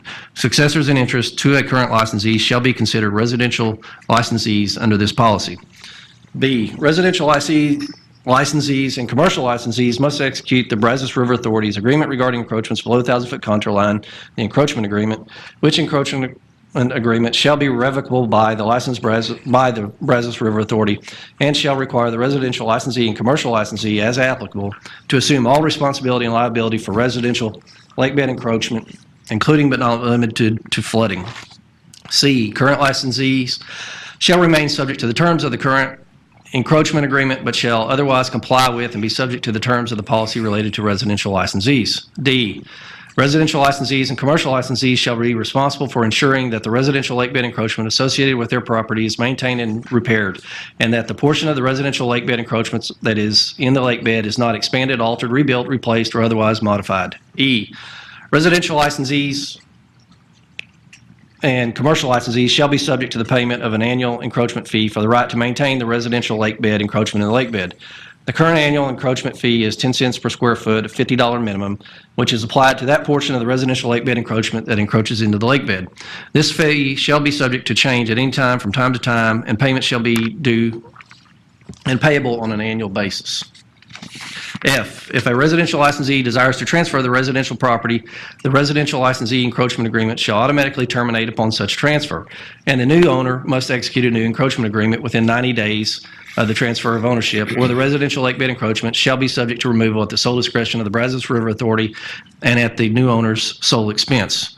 G, if a commercial licensee desires to transfer the commercial property, or if the commercial sublessee desires to transfer their sublease, the commercial licensee's encroachment agreement shall automatically terminate upon any such transfer, and the new owner of the commercial property, if the commercial property was transferred, or the commercial licensee, if only the sublease was transferred, must execute a new encroachment agreement within 90 days of transfer of ownership, or the residential lake bed encroachment shall be subject to removal at the sole discretion of the Brazos River Authority and the sole expense of either the new owner of the commercial property, if the commercial property was transferred, or the commercial licensee, if only the sublease was transferred. H, regarding commercial licensees, in the event The sublease agreement associated with the residential lake bed encroachment terminates, expires, or is otherwise discontinued, and such lease is not extended or renewed within 1 year from the date of such termination, expiration, or discontinuation, then such residential lake bed encroachment shall be subject to removal at the sole discretion of the Brazos River Authority and at the commercial licensee's sole expense. In the event the commercial licensee desires to partition the commercial property such that the commercial sublease lessee would become the owner of the sublease, the commercial sublessee shall have no right to enter into an encroachment agreement with the Brazos River Authority, and the Brazos River Authority shall have no obligation to enter into an encroachment agreement with the commercial sublessee and may require the removal of the residential lake bed encroachment at the sole discretion at the sole expense of the commercial sublessee. I, on or before the 90th day following the effective date of an encroachment agreement executed after January 25th, 2016, the residential licensee or commercial licensee, as applicable, shall cause such encroachment agreement to be filed of record in the county appraisal district for the county in which the property associated with the encroachment is located. And 3, miscellaneous encroachments. Retaining walls and concrete pads that conform to the bottom of the lake bed which encroach into the lake bed as of January 25th, 2016, and which the Brazos River Authority determines in its sole discretion do not create a hazard to navigation may remain in place subject to the following. A, the continued presence of any such structure shall not give the adjacent landowner or lessee any right, title, or interest in the area occupied by or surrounding such structures. And B, the structure may not be repaired and maintained without the prior written consent of the Brazos River Authority. And C, the Brazos River Authority reserves the right to require the removal of such structures at its sole discretion. Be it further resolved that the Brazos River Authority residential or commercial lessee who has a residential lake bed encroachment associated with their residential or commercial lease must execute an agreement regarding encroachments below the 1,000-foot contour line on or before June 1st, 2016, or such residential lake bed encroachment shall be subject to removal at the sole discretion of the Brazos River Authority and at the residential or commercial lessee's sole expense. And be it further resolved that the Board of Directors hereby directs that the Brazos River Authority's agreement regarding encroachments below the 1,000-foot contour be modified to conform to the requirements of the new policy set forth herein. And be it further resolved that this policy hereby supersedes and replaces the previous policy regarding encroachments below the 1,000-foot contour adopted by the board on October 25th, 2010. Okay. You've heard the resolution. Motion to adopt. Flores, second. Dennis.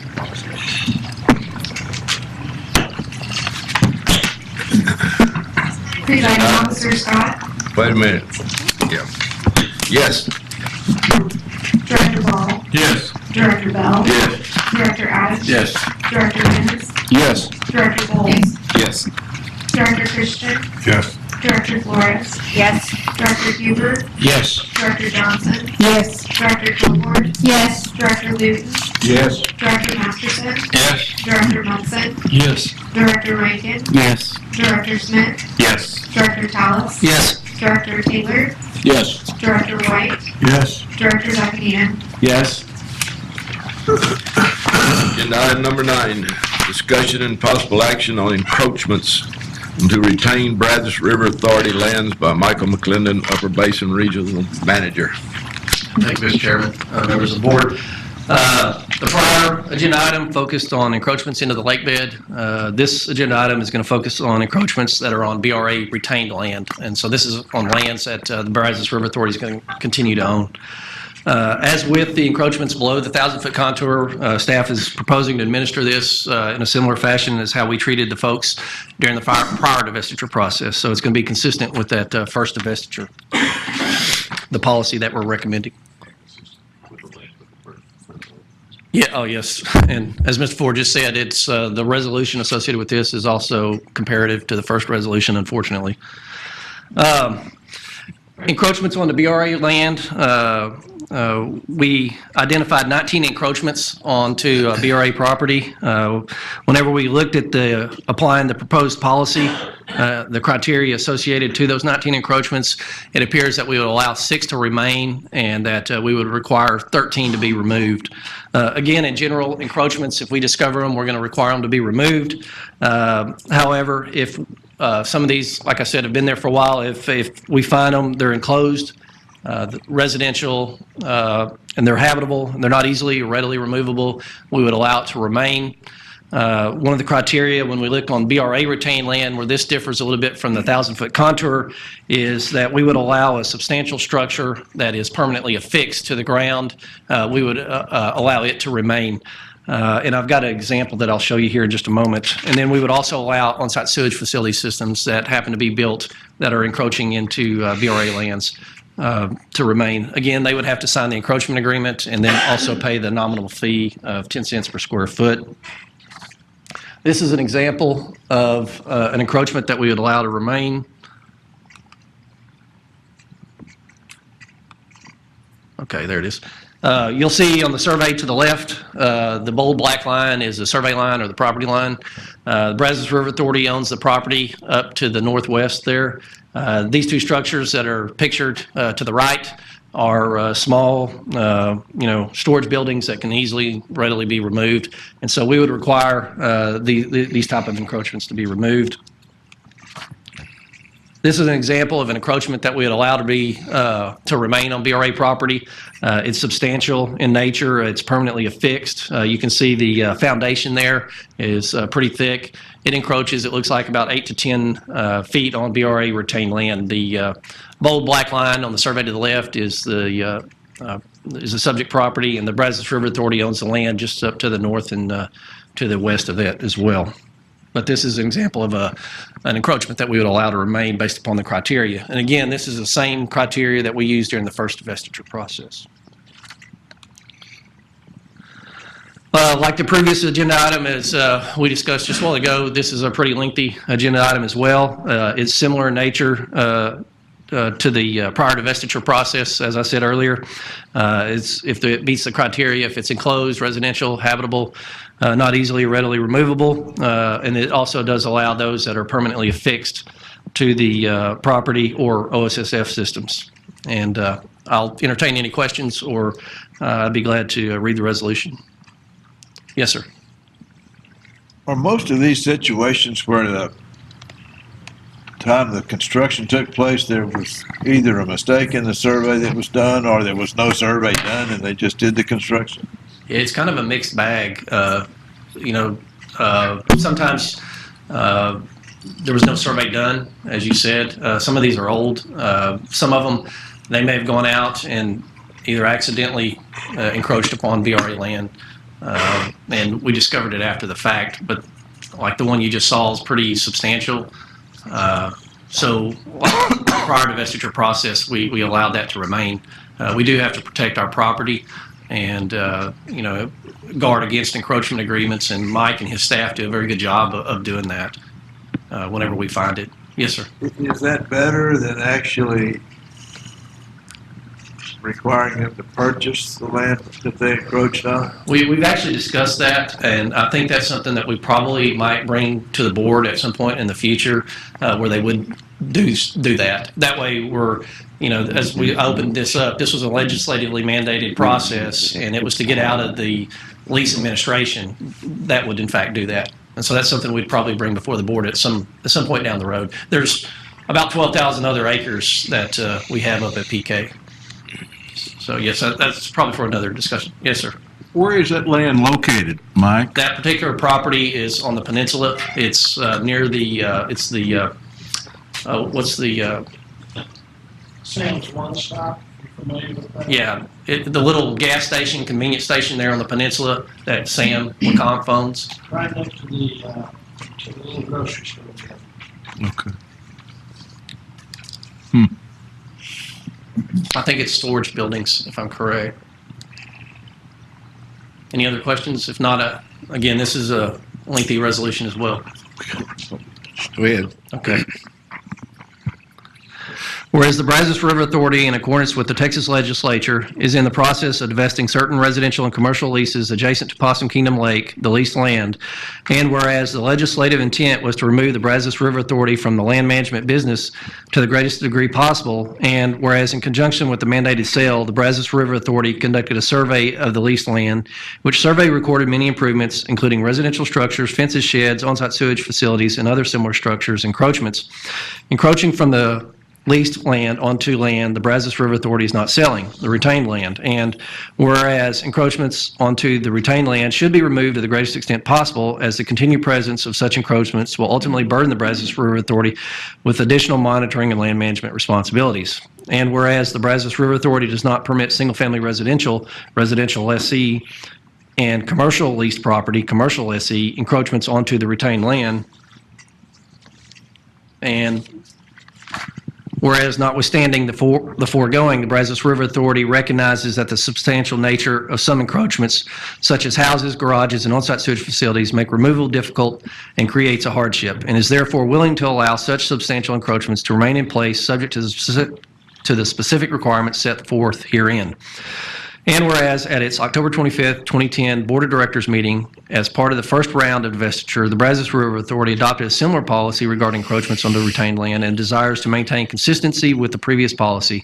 And whereas the Board of Directors intends that the policy regarding encroachments onto retained land adopted October 25th, 2010 be superseded and replaced by the new policy regarding encroachments onto retained land set forth herein. Now therefore be it resolved that the Board of Directors of the Brazos River Authority hereby adopts the following policy regarding encroachments onto the retained land. Number 1, except as provided in paragraphs 2 and 3 below, all encroachments onto the retained land must be removed. Number 2, the following types of encroachments onto retained land as of January 25th, 2016 may remain in place at the sole discretion of the Brazos River Authority and subject to paragraphs 3 through 11 below. A, enclosed habitable residential structures that cannot be easily physically removed from the current position, and those improvements attached to and a part of the residential structure, such as porches or decks. B, other enclosed substantial structures that have been permanently fixed to the ground, such as garages, workshops, warehouses, and barns. This does not include structures such as sheds, greenhouses, kennels, chicken coops, or structures that are portable or otherwise readily removable.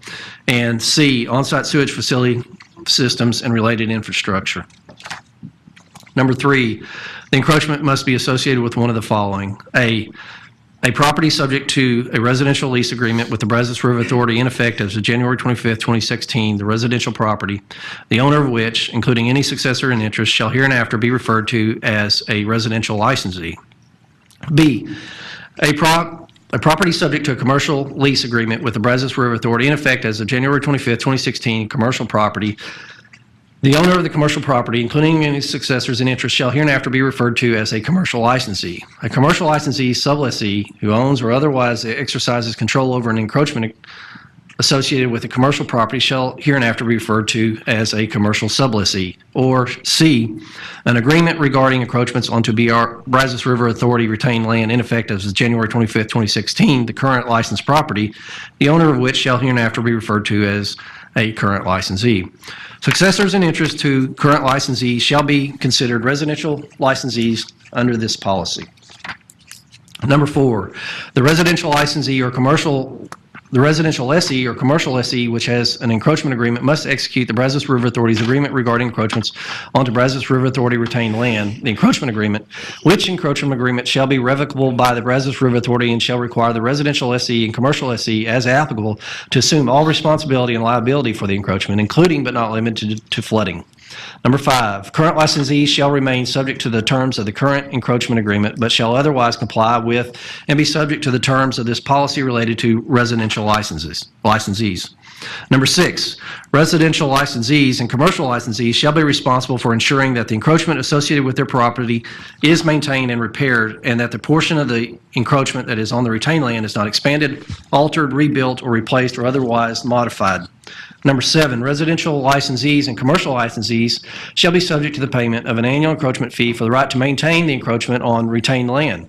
The current annual encroachment fee is 10 cents per square foot with a $50 minimum, which is applied to that portion of the encroachment that encroaches onto the retained land. This fee shall be subject to change at any time from time to time, and payment shall be due and payable on an annual basis. Number 8, if a residential licensee desires to transfer the residential property, the residential licensee's encroachment agreement shall automatically terminate upon such transfer, and the new owner must execute a new encroachment agreement within 90 days of transfer of ownership, or the encroachment shall be subject to removal at the sole discretion of the Brazos River Authority and at the new owner's sole expense. Number 9, if a commercial licensee desires to transfer the commercial property, or if a commercial sublessee desires to transfer their sublease, the commercial licensee's encroachment agreement shall automatically terminate upon any such transfer, and the new owner of the commercial property, if the commercial property was transferred, or the commercial licensee, if only the sublease was transferred, must execute a new encroachment agreement within 90 days of transfer of ownership, or such encroachment shall be subject to removal at the sole discretion of the Brazos River Authority and at the sole expense of either the new owner of the commercial property, if the commercial property was transferred, or the commercial licensee, if only the sublease was transferred. Number 10, regarding commercial licensees, in the event a sublease agreement associated with an encroachment terminates, expires, or is otherwise discontinued, and such lease is not extended or renewed within 1 year from the date of such termination, expiration, or discontinuation, then the encroachment associated with the sublease shall be subject to removal at the sole discretion of the Brazos River Authority and at the commercial licensee's sole expense. In the event the commercial licensee desires to partition the commercial property such that the commercial sublessee would become the owner of their sublease, the commercial sublessee shall have no right to enter into an encroachment agreement with the Brazos River Authority, and the Brazos River Authority shall have no obligation to enter into an encroachment agreement with the commercial sublessee, and may require the removal of the encroachment at its sole discretion at the sole expense of the commercial sublessee. Number 11, on or before the 90th day following the effective date of an encroachment agreement executed after January 25th, 2016, the residential licensee or commercial licensee, as applicable, shall cause such encroachment agreement to be filed of record in the county appraisal district for the county in which the property associated with the encroachment is located. And be it further resolved that the Brazos River Authority residential or commercial lessee who has an encroachment agreement associated with the residential or commercial lease must execute an agreement regarding encroachments onto Brazos River Authority retained land on or before June 1st, 2016, or such encroachment shall be subject to removal at the sole discretion of the Brazos River Authority and at the owner's sole expense. And be it further resolved that upon transfer of a lease or property with an encroachment, the residential or commercial lessee must execute a new agreement prior to such transfer, or such encroachment shall be subject to removal at the sole discretion of the Brazos River Authority and at the residential or commercial lessee's sole expense. And be it further resolved that the Board of Directors hereby directs that the Brazos River Authority's agreement regarding encroachments onto Brazos River Authority retained land form be modified to conform with requirements of the new policy set forth herein. And be it further resolved that this policy hereby supersedes and replaces the previous policy regarding encroachments on the retained land adopted by the board on October 25th, 2010. You've heard the resolution. Is a motion to adopt? Flores by second. Bowles. Please poll the board. Presiding Officer Scott? Yes. Director Ball? Yes. Director Bell? Yes. Director Allen? Yes. Director Bennis? Yes. Director Bowles? Yes. Director Christian? Yes. Director Flores? Yes. Director Huber? Yes. Director Johnson? Yes. Director Kilgore? Yes. Director Newton? Yes. Director Masterson? Yes. Director Munson? Yes. Director Rankin? Yes. Director Smith? Yes. Director Tallis? Yes. Director Taylor? Yes. Director White? Yes. Director Zacanina? Yes. Agenda item number 10. Here, presentation by Texas Department of Transportation related to relocation of Park Road 36. Introduction by Michael McClendon and presentation by John Carteret Jr. from Texas Department of Transportation. All right, thankfully and mercifully, this is only a report and no agenda items associated with this. We're working with TxDOT, and John Caudry's here. I'm going to present him in just a moment. TxDOT's working with one of the commercial developments out on the peninsula of Park Road 36 to relocate that park load, and in doing so, they're going to try to clean up an old easement with the Brazos River Authority, and John will come up here and address that with the board.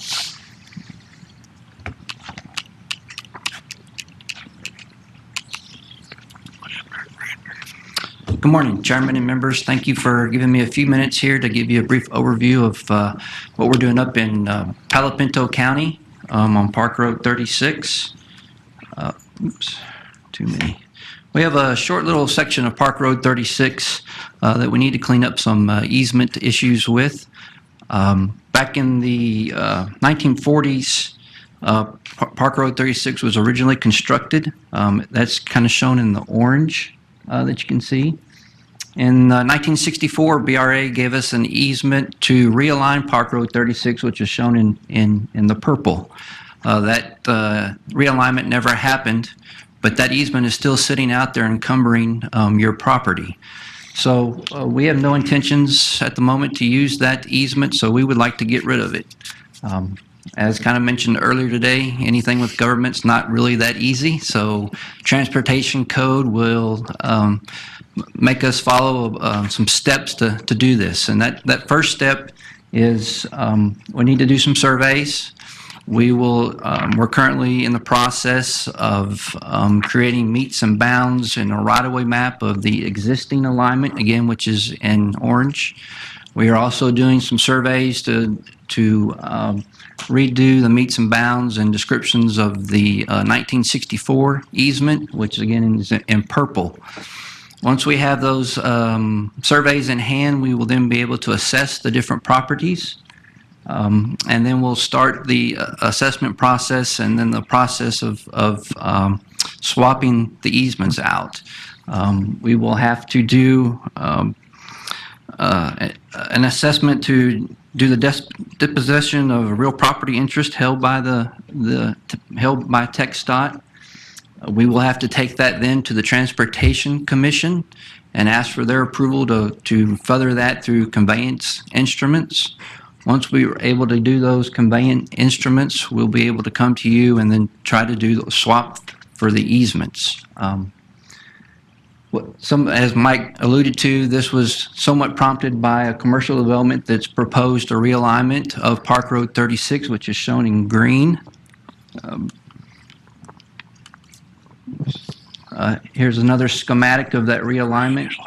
And the kind of the dashed line is the existing alignment of Park Road 36, and the darker line is the proposed realignment of Park Road 36. We're in agreement with that realignment. It does eliminate some sharp curves there on Park Road 36 for us. We've been working closely with that development, and this is the proposed conceptual plan of that developer's plan for that area. So again, this morning, just wanted a quick moment of your time just to show you we're working with local staff to kind of clean up the easement issues we have on Park Road 36, and then also to potentially realign a portion of Park Road 36. So if you have any questions, I'll be happy to answer them. How long do you think this process will take?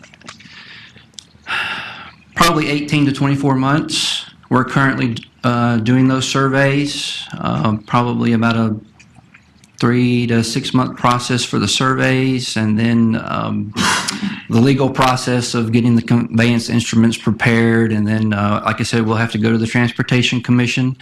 That's usually about a 60-day process to get on their agenda, and then after that, we'll have to work with you to make those agreements executed.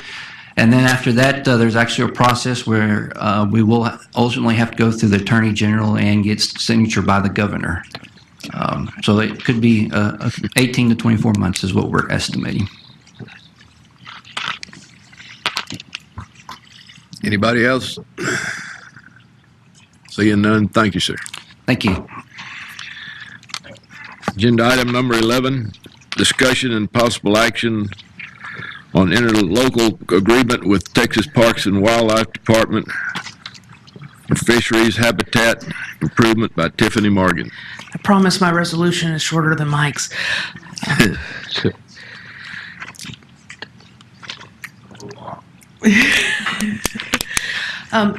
I'm here today to ask your permission to enter into an interlocal agreement with Parks and Wildlife, give a little history on what led up to this. As part of our system operations permit, we negotiated an MOU with Texas Parks and Wildlife several years ago. And one of the requirements in that agreement was that we would develop operating guidelines to manage the impacts of fluctuating water levels on in-reservoir fisheries. Those guidelines then got included in this system operations water management plan, and In the creation of those, we developed a unique threshold for each reservoir below which elevation the fisheries start to lose key critical habitat for their self-sustainment.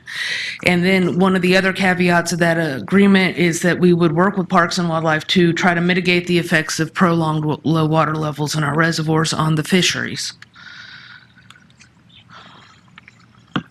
The recent multi-year drought, while extremely painful on a variety of levels for this project and the fisheries, gave us the opportunity to observe what habitat was available at varying lake levels. And so for this thing, it turned out to be a good thing because we were able to garner a lot of information we didn't have before. For this particular project, we are going to focus on Lake Proctor, Lake Granbury, and Possum Kingdom Lake. Most of the reservoirs in our basin were strongly impacted water level wise for a long term during the drought. So I intend to come back over the next couple years to take this program to other lakes. But to get started, see how well it works, we're going to start with the 3 most upper lakes in our basin. Parks and Wildlife Inland Fisheries staff will do the bulk of the work. We have, they've developed an individual plan for each lake based on the habitat availability in each lake and what sort of fishery they support. They have coordinated greatly with our lake staff regarding where placement should be made to guarantee that we won't cause navigation hazards or any other impacts. And they've worked with the Corps of Engineers staff at Lake Proctor. In fact, the Corps liked it so much they're going to throw in and provide Parks a little more additional funding to do more on Lake Proctor than what we had originally intended. The total cost of the project to do these 3 lakes this year will be $15,000. And just to give you an idea of what we're looking at, on the left is Lake Proctor at full top of conservation pool. The yellow line, oh, wrong button. The yellow line right here is where the reservoir threshold was set. So you see these areas here, here, down here that would provide the necessary habitat spawning grounds for in-reservoir fisheries. So below that level, we would start to see an impact on the fishery's ability to self-sustain itself and continue. During the most recent drought, Lake Proctor was to down here. So we had significant loss of habitat over a prolonged period of time, which then does not allow the fish to continue their annual breeding seasons. So the plan is to go out and place some art in these deeper areas where we now know what the hopefully worst case scenario can be, and also have seen what we lose here during drought. Place artificial structures here that then can take the place of their nursery grounds, cover, everything else. Now, one small positive out of the drought was during the time that these lake levels were low, vegetation was encroaching into these now exposed areas, and hopefully for the next couple years should really help support those fisheries and help them recover. But in the event that we get back down to a situation where we have no choice but to draw on reservoirs to this level, hopefully by doing this project, we'll have created an area where the fish can continue to do their thing and continue to be successful and continue to self-support themselves.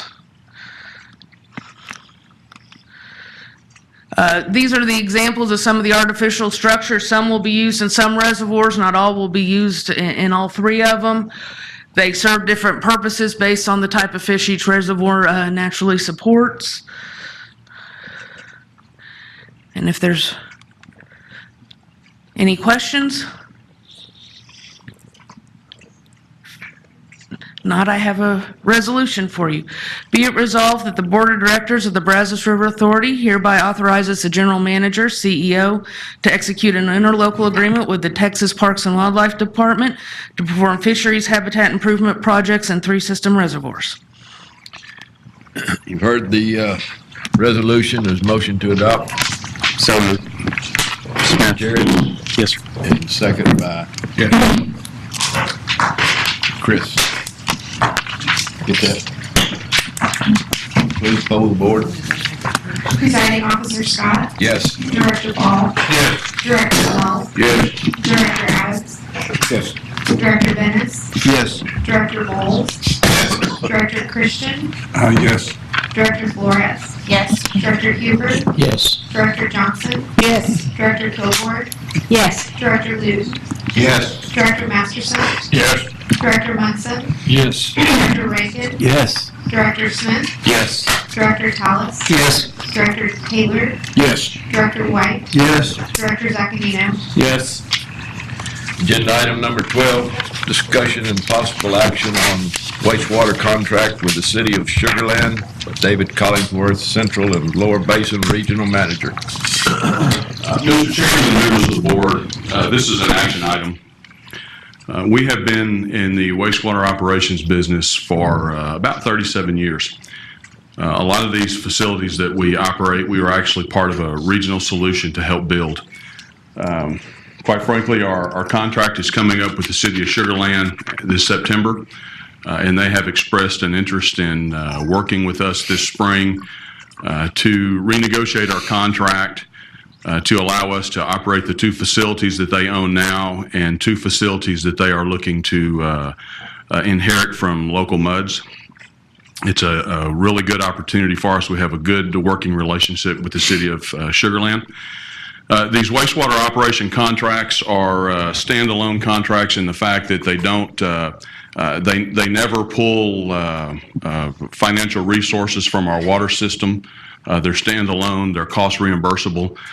So when we are in a town doing wastewater operations, their funds have to pay for their contracts, quite frankly. So the city of Sugar Land is interested in us talking with them. So what we're proposing to the board today is approval for the GM CEO to execute and negotiate a contract with the city of Sugar Land. It would likely be a 5-year term, just like the contract that's expiring. Questions? You say they're doing it on roll. The city is doing it now? No, we've been in the city of Sugar Land for 37 years. Okay. So And the last contract amendment we did was a 5-year contract with 3 1-year renewals, and we're at the end of those renewals.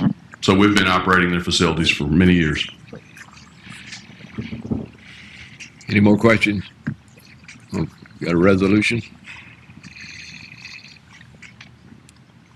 Be it resolved that the Board of Directors of the Brazos River Authority hereby authorizes the General Manager CEO to negotiate and execute a contract with the City of Sugar Land to operate and maintain the city's wastewater treatment facilities. You've heard the resolution and motion to adopt. Kilgore and Raleigh. Please poll the board.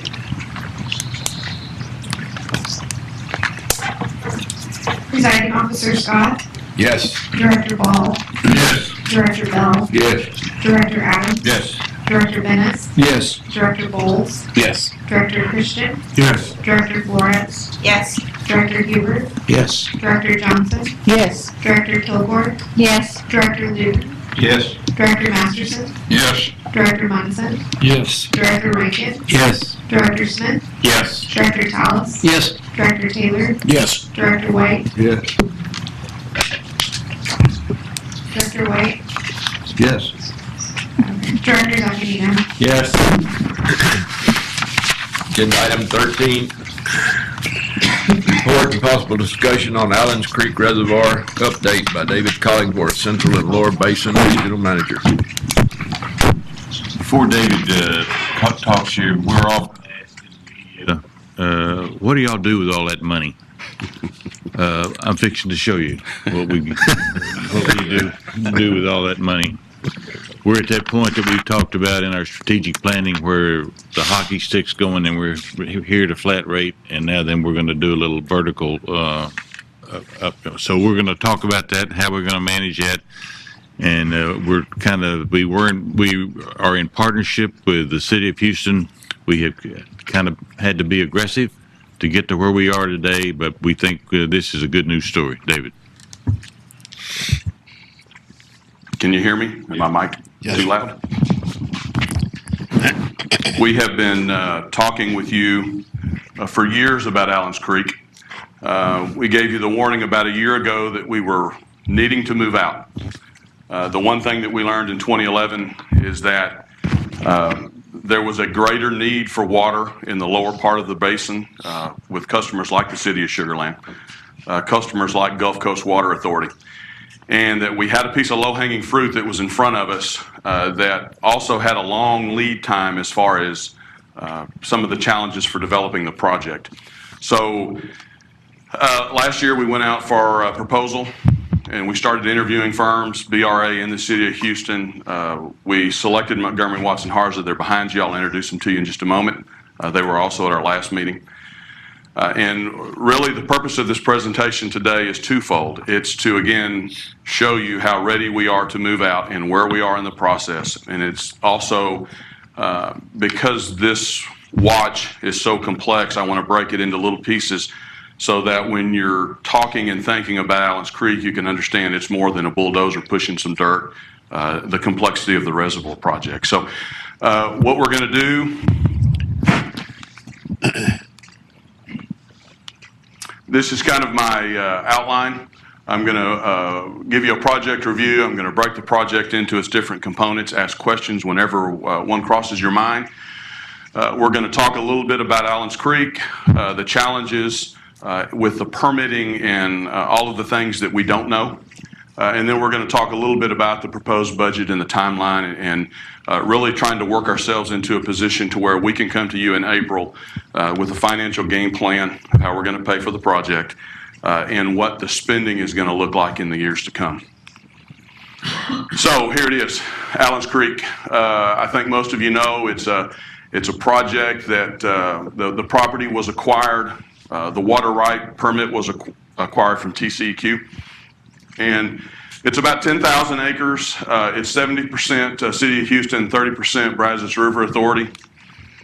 Here's a little bit more a reference for you. The regional water plan has an overwhelming majority of all this water being used in the Brazos Basin. When the City of Houston became partners to the project, it wasn't necessarily that way.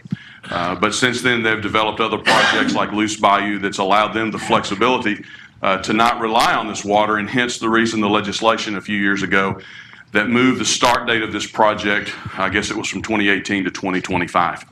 That doesn't mean the project can't start earlier. It just means the project has to be started by then. However, what we learned in 2011 is we really can't afford to wait that long. We've got customers that could use the water today. We could sell all the water today. The projects in the... I wanted to show you this. You've seen this as part of the discussions of the system operations permit and other things that we do in the basin, but this helps tell the story of the benefits of Allen's Creek. Allen's Creek is going to be an off-channel reservoir, as depicted right here. So what that means is that in this huge basin of all these reservoirs, as we're releasing flood waters out of any one reservoir, there were times in 2011, late in the drought toward 2012, that we were releasing water out of Lake Limestone, and we didn't have lakes that were anywhere close to conservation pool. So we could have used that water, taken it here, and stored it in Allen's Creek Reservoir. It provides a tremendous storage as an advantage to how Brad and his folks operate the rest of our reservoirs. So with a full Allen's Creek Reservoir, we will be able to maintain water in other reservoirs for strategic use solely based on all of the other factors that are going on in the basin, like rainfall and drought and stuff like that. So it's a tremendous benefit, not only that it provides another 100,000 acre feet of water into the system, but it provides a really flexible management tool in how we operate these reservoirs. Oh, and let me go back. One of the other things that I talked to you a lot about during 2011 is that we were this close. We were really this close, and we avoided a financial disaster in the fact that at Lake Granger, we were fixing to spend millions of dollars chasing water. Central Texas and a couple other water supply organizations were in the same boat we were. They were fixing to start chasing water because of water levels, because of the drought. And this reservoir would have played say that? I will. This reservoir would have allowed us a lot of security. And what I mean by chasing is that as the reservoirs decrease, their pump stations were getting further and further and further away from the reservoir, and we were fixing to start dredging projects to try to get water or lay pipes and put in emergency pumps to get to that water. So just another benefit of having this reservoir at the bottom of our basin. Through the selection process, the City of Houston and the BRA interviewed a bunch of firms. We had some really good teams that proposed. I've already shown a lot of you this. We selected Montgomery Watson Harza. We've got 4 individuals from the company here today. Marshall Dabbert is the president, Marshall. And with him is Chris Young, David Irvine, and Bill Swanson. Bill's going to be our project manager. You can see some of the credentials on the board. As far as this was the one firm that we felt like had applicable experience building reservoirs, building off-channel reservoirs in the United States. Our project managers completed 5 projects such as this in the last 10 years. Our lead designer, 9 off-channel reservoirs. Our lead pump designer has 40 years experience in pump designs. They've subcontracted with a company out of their Houston office that's completed over 50 permits, such as the permit we're going to be chasing, the 404 permit. And this is some of the other folks that they've contracted with. We selected these guys in November, and I think it's safe to say that in the few months since we've been talking, they've spent probably hundreds of thousands of dollars developing this scope of work. This is just the scope of work for the project, the things that we have to accomplish. As far as our staff time goes, we're probably up around tens of thousands of dollars. And the reason that I tell you that is because I want you to know that we're crossing every T and dotting every I to make sure that every step of the way, while we're trying to push, we're also trying to make sure that we have all our bases covered, and that'll become obvious and more important in a minute. So there's the team. I'm going to break the project down into 4 elements now. We're going to talk first here about the embankment. When we talk about Allen's Creek, one of the most significant structures is probably about 5 miles of this soil sediment embankment here on the downside stream of the reservoir. The reason I show you this is because it starts about here, and then you can see the double black line, and it probably goes to this area here. I say probably until we understand some more of the soil and clay features. We don't know exactly where the reservoir is going to be. The initial design of the reservoir had this yellow line here bend back around, but it was going to inundate another wetland, and that was just going to escalate the mitigation cost and make the project exponentially more difficult, if you will. So this is the line for the levee system. As we become more concrete in knowing where this levee system is going to be, it may or may not force us to purchase a little bit more property based on some of the reservoir components. So we won't know that for a couple of years down the road. Okay, now let's get to some of the big challenges also. This is a diagram. It may be hard to kind of tell what it is, but this is the Brazos River, this blue line.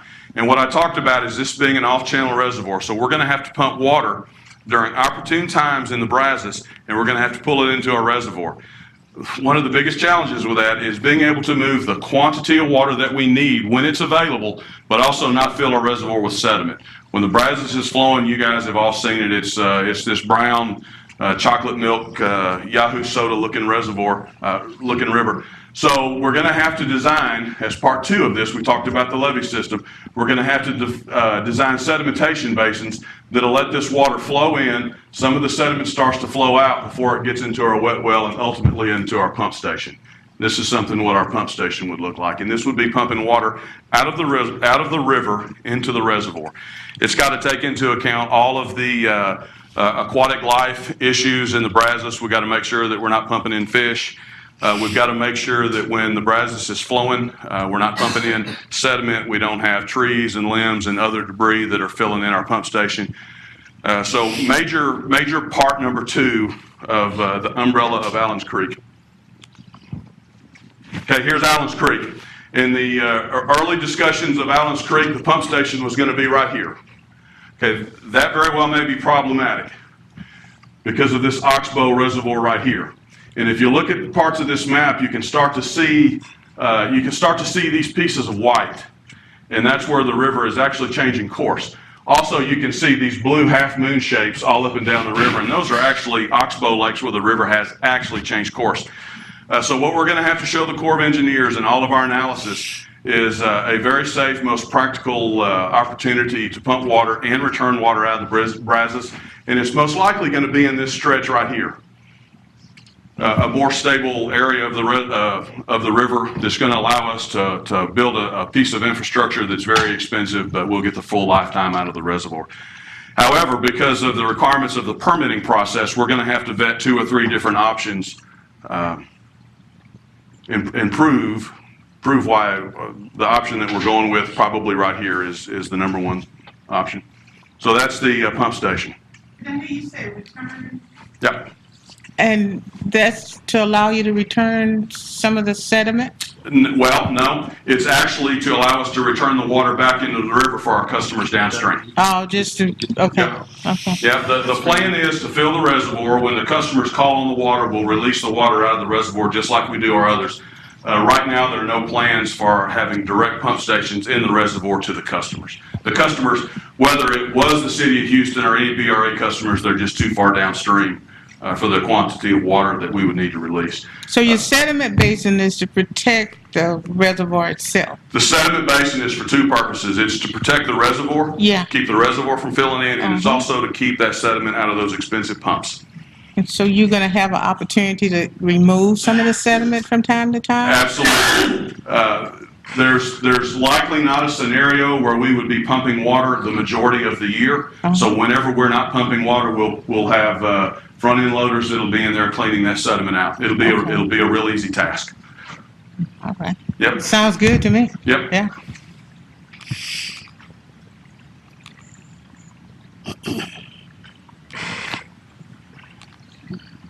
So this is just a diagram, a picture of what an outlet structure would look like. The lake would be here. This is typical kind of a Corps of Engineers, and the water would be released here. That's what that picture is there of a reservoir. And it could be either sent down through a pipeline into the river or a spillway, kind of like we have at Lake Limestone or Lake Granbury. This would be concrete structures to dissipate the energy of the water as it flows into the river, because the velocities of the river and what the water being returned to the river does to the river is going to be a major part of the 404 permitting. So you can see that there's 3 major engineering components. Any one of them in its own would be quite of an undertaking. So let's talk about the permitting a little bit. The big permit that everybody hears about is the 404 permit, and there's actually multiple permits that we have to get. We have to get a 404 permit. We have to get an approval permit through the TCEQ to let us build the reservoir in Texas, which they usually yield to the Corps of Engineers once they have granted the 404. We're going to have permits because we have 2 cemeteries on our property. We'll have to deal with that. And then we also know that we do have significant amounts of archaeological stuff that's going to have to be spoken for and moved. And then there's another major permit that we're going to have, and that's through FEMA for floodplain management, because we are changing the flooding characteristics of the Brazos River, and also we're building a reservoir, we're building structures in floodplain. So all of that's going to be major permit components to the reservoir. The 404, which is everybody talks about being the largest, most exhaustive permit, and that is because it is. It's going to take us years and millions of dollars to collect all of the information to submit the permit application to the Corps of Engineers. And what this represents here is this circle of non-ending permitting activities that you want to avoid. So as a team, the BRA and Montgomery Watson Harza, the decision that we made was to take this project all the way to 30% design. And that way, when we submit all of our information to the federal government, the Corps of Engineers, we can know without a doubt exactly where our levee is going to be, what are flow characteristics and impacts coming out of the river, what are our discharge characteristics back into the river. We'll have a better understanding of how our structures and what we're building is going to impact any endangered species, any threatened species, how it's going to impact floods, just this whole gamut of information that the Corps of Engineers has to have so that they can rule that this reservoir is something that they can, A, they can recommend, and B, they can do so by staying out of court. Because that's really where this gets bogged down and where a 10-year project becomes a 20-year project, when we start having to defend all of these decisions in a court of law. So we've broken the project down into 3 phases. Phase 1 is the environmental assessment up to 30% design, 2016 through about 2019. Phase 2 is the permit approval process, the public interaction, relocation of the archaeological stuff, construction. But I want to make sure you understand something. I put the public interaction in phase 2 because that in the core process is where, by rule, we have to set and develop the stakeholder groups and bring in Parks and Wildlife and bring in anybody that shows interest in the project and work through all of these issues. The actual public interaction has already started.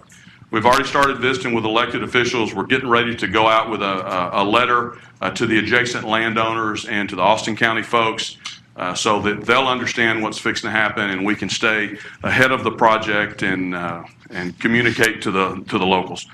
Do one of y'all have a question? Thought I saw a hand. Okay. And then construction is the 3rd phase. All 3 phases, what we're looking at is about $80 million to do all of the permitting, all of the design, and take us through construction management with Montgomery Watson Harza. So you're looking at about $80 million for phase 1, phase 2, some of phase 3. The majority of phase 2, the majority of phase 3, which is the construction, is somewhere in the $200 million range. And I'm warning you now, these estimates are, as we like to say, 30,000 foot. Every step of the way as we get closer to understanding our compaction issues, all of the issues with the pump station, that number may go up, may go down. The one number that we really don't have our hands around, and it's been used for mitigation, which is very complex. Basically, the federal government says when you destroy habitat, you've got to replace it. In many instances, you have to replace more than you destroy, and we just don't have right now, until we understand the full impact of where that levee is going to be and the impacts of the pump station in the river. We just don't have a grasp of this very difficult number, which is 25 million. So what's next is we're going to continue. When I came to you in November, our plan was to work through all the scope of work and all the issues that we had and come to you today for approval. Because of some of the issues in developing the scope and developing the cash flows, we've decided to come back to you in April. The one thing that we had to start working on was an evaluation of the Houston Toad.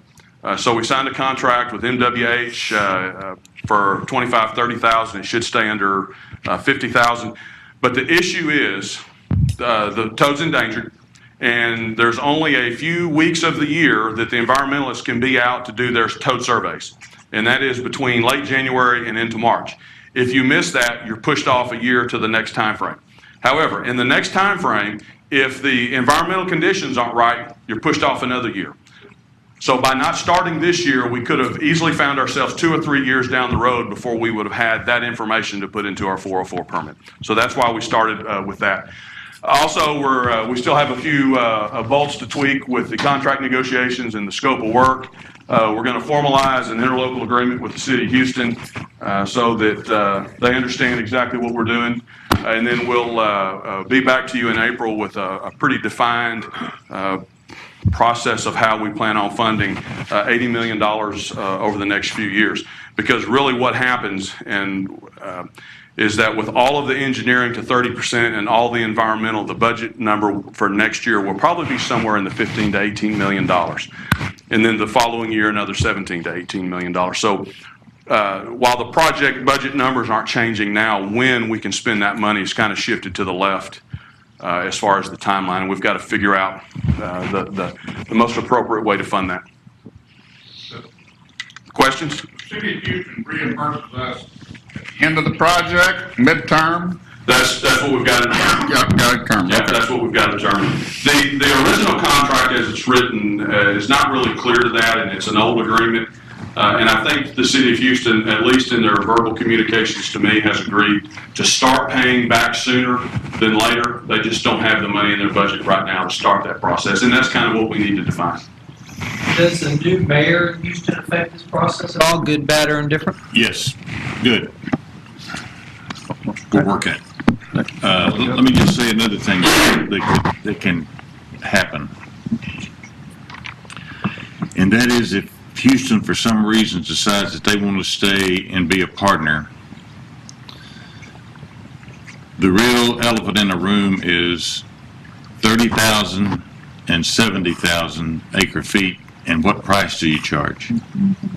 Because our rate structure is different than the City of Houston's. If we say, for example, right now it stays what it is, it won't stay what it is because of this, but let's just say it goes up to $150 an acre foot. And they want to charge $300 an acre foot, that's going to be a little politics. No, excuse me, a bunch of politics. So what we would like to do is we'd like to buy them out. We've already offered to do that once, and they weren't amenable. But they may be now, because you look at their union problem, you look at their infrastructure problem, they got more problems than they can say grace over. So we may be in a better position than we've been in years. David, how much land do we own compared to what we're going to flood? We own approximately 10,000 acres. As the footprint, the 30,000 view sets today, probably around 9,500 acres. We own some land here, which is the old Alligator Hole wetland. But thanks, Al, for that segue. What we don't own are the properties for potential pump stations and the easements associated with those, because we just haven't determined where that's going to be. But that'll be a really minor land acquisition as compared to 10,000 acres of the reservoir site. Well, this is going to be a beautiful reservoir, so people are going to want to buy land or lease land. Are we going to get back into that business again? That worries me. Only if you'll be the manager. Oh, no, sir. I'm retired.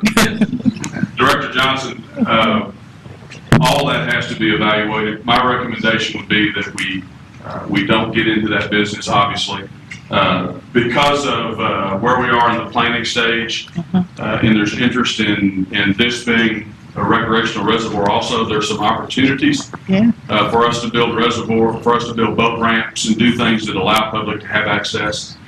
But I'm with you. I hope we don't get into the land management, boat docks, leases, and all that stuff. And also, part of the process early on is going to be establishing the expectation that this reservoir is going to fluctuate greatly. There'll be years like 2011 where we'll use just a tremendous amount of water out of that reservoir. It is going to be a water supply reservoir. But the developers and the... it's just going to be hard to keep them out. They're already... Beautiful reservoir. Don't ski boat yet. They've already started. I don't know. You know, I could have lost a zero here, but now 300 million divided by 100,000 is like 3,000, right? Okay.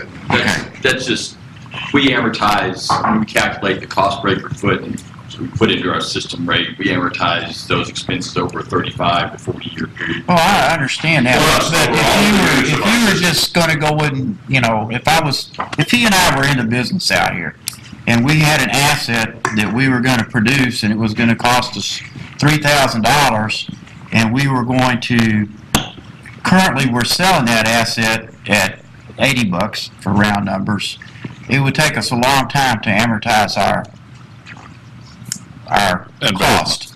It had zero interest rate. Yes, sir. So, but I mean, obviously the answer is the $80 is way lower than it's going to be at some point in the future.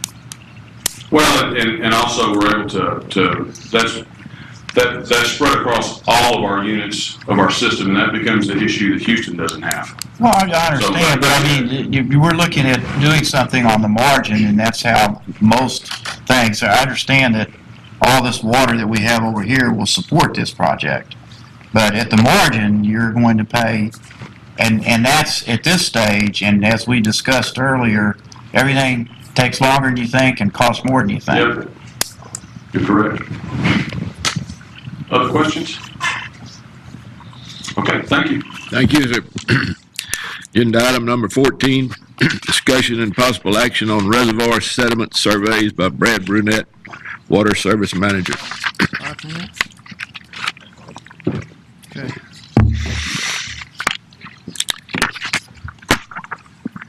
Good morning, Mr. Chairman and members of the board. While they're getting that pulled up, just this item, we're going to be requesting authorization for Phil to enter interlocal agreements with the Texas Water Development Board and the Corps to conduct hydrographic surveys at 5 of our reservoirs, or sediment surveys as we like to call them. Just real quick background, the legislature actually established the Water Development Board Hydrographic Survey Program back in the 1990s, and I think they've surveyed most of the major reservoirs in Texas at least once. For our system, we're on our 3rd round of surveys for most of the lakes, so all of the lakes that we have been surveyed at least twice, and we try to have them surveyed every 10 years or so. And what you're looking at there is the actual boat that the Water Development Board uses, as well as a map of what the end result essentially looks like. They've got GPS and sonar technology on that boat where they essentially crisscross back and forth across the lake in that pattern that you see there, obtaining thousands of data points with regard to how deep the water is and where they're located. And from that, they can create a map of the lake bottom, and from that, we can tell how much water the lake holds. And we can compare back to prior surveys to see how quickly over time we're losing capacity as more and more sediment washes into the reservoir and settles to the bottom. And that's important to us from a water supply standpoint, obviously, in looking at how much water we can generate from the reservoirs both now, today, for our existing contracts, but also looking ahead into the future and estimating those sedimentation rates going forward. These are the reservoirs that we plan to have surveyed this year. We've actually ended up with a little bit of a backlog because of the drought the last several years. We're not able to survey the lakes unless they're full, and so we've been rolling reservoirs forward each year since about 2012. Belton, Stillhouse, and Georgetown were actually on the list last year, but we weren't able to complete them because we had others that were backlogged ahead of them. So now that everything's full, we're hopefully going to be able to catch up this year. The second column shows the total cost for the Water Development Board to conduct the surveys. And the third column there shows the portion of those costs that we would be funding. And then the last column shows some funding that would be provided by the Corps of Engineers to help with those costs. And you'll notice that the Corps of Engineers is only helping on PK and Georgetown. And they have money that they use, and it's called planning assistance to states funding that they're not authorized to use on their own projects. And so they're allowed to help us with our surveys on our reservoirs, and so that's what you see there with PK. That money's coming from there.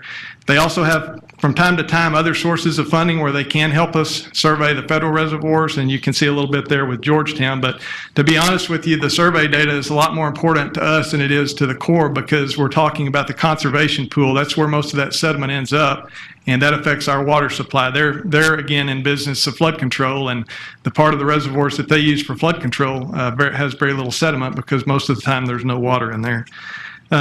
We have $260,000 that is already included in the budget that you adopted for this year. So we have more than enough to get all of these 5 reservoirs done. I have about $40,000 in excess. And again, what we're bringing for you today is just authorization to enter the agreements with the board and the Corps to actually conduct the surveys. So, I'd be happy to answer any questions if you have any.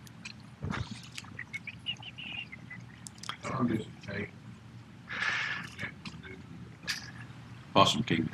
It probably takes several weeks for them to do a reservoir that large. It's one of the larger ones. Some of the smaller ones, they might be able to do in a few days, but Possum Kingdom probably several weeks of actual on-water work. And then obviously when they get through with the data collection, they've got to go back and process all the data and prepare a report and produce the maps and so forth. And so we probably wouldn't get reports back on any of these until next year, but they would likely get all the data collection done this year.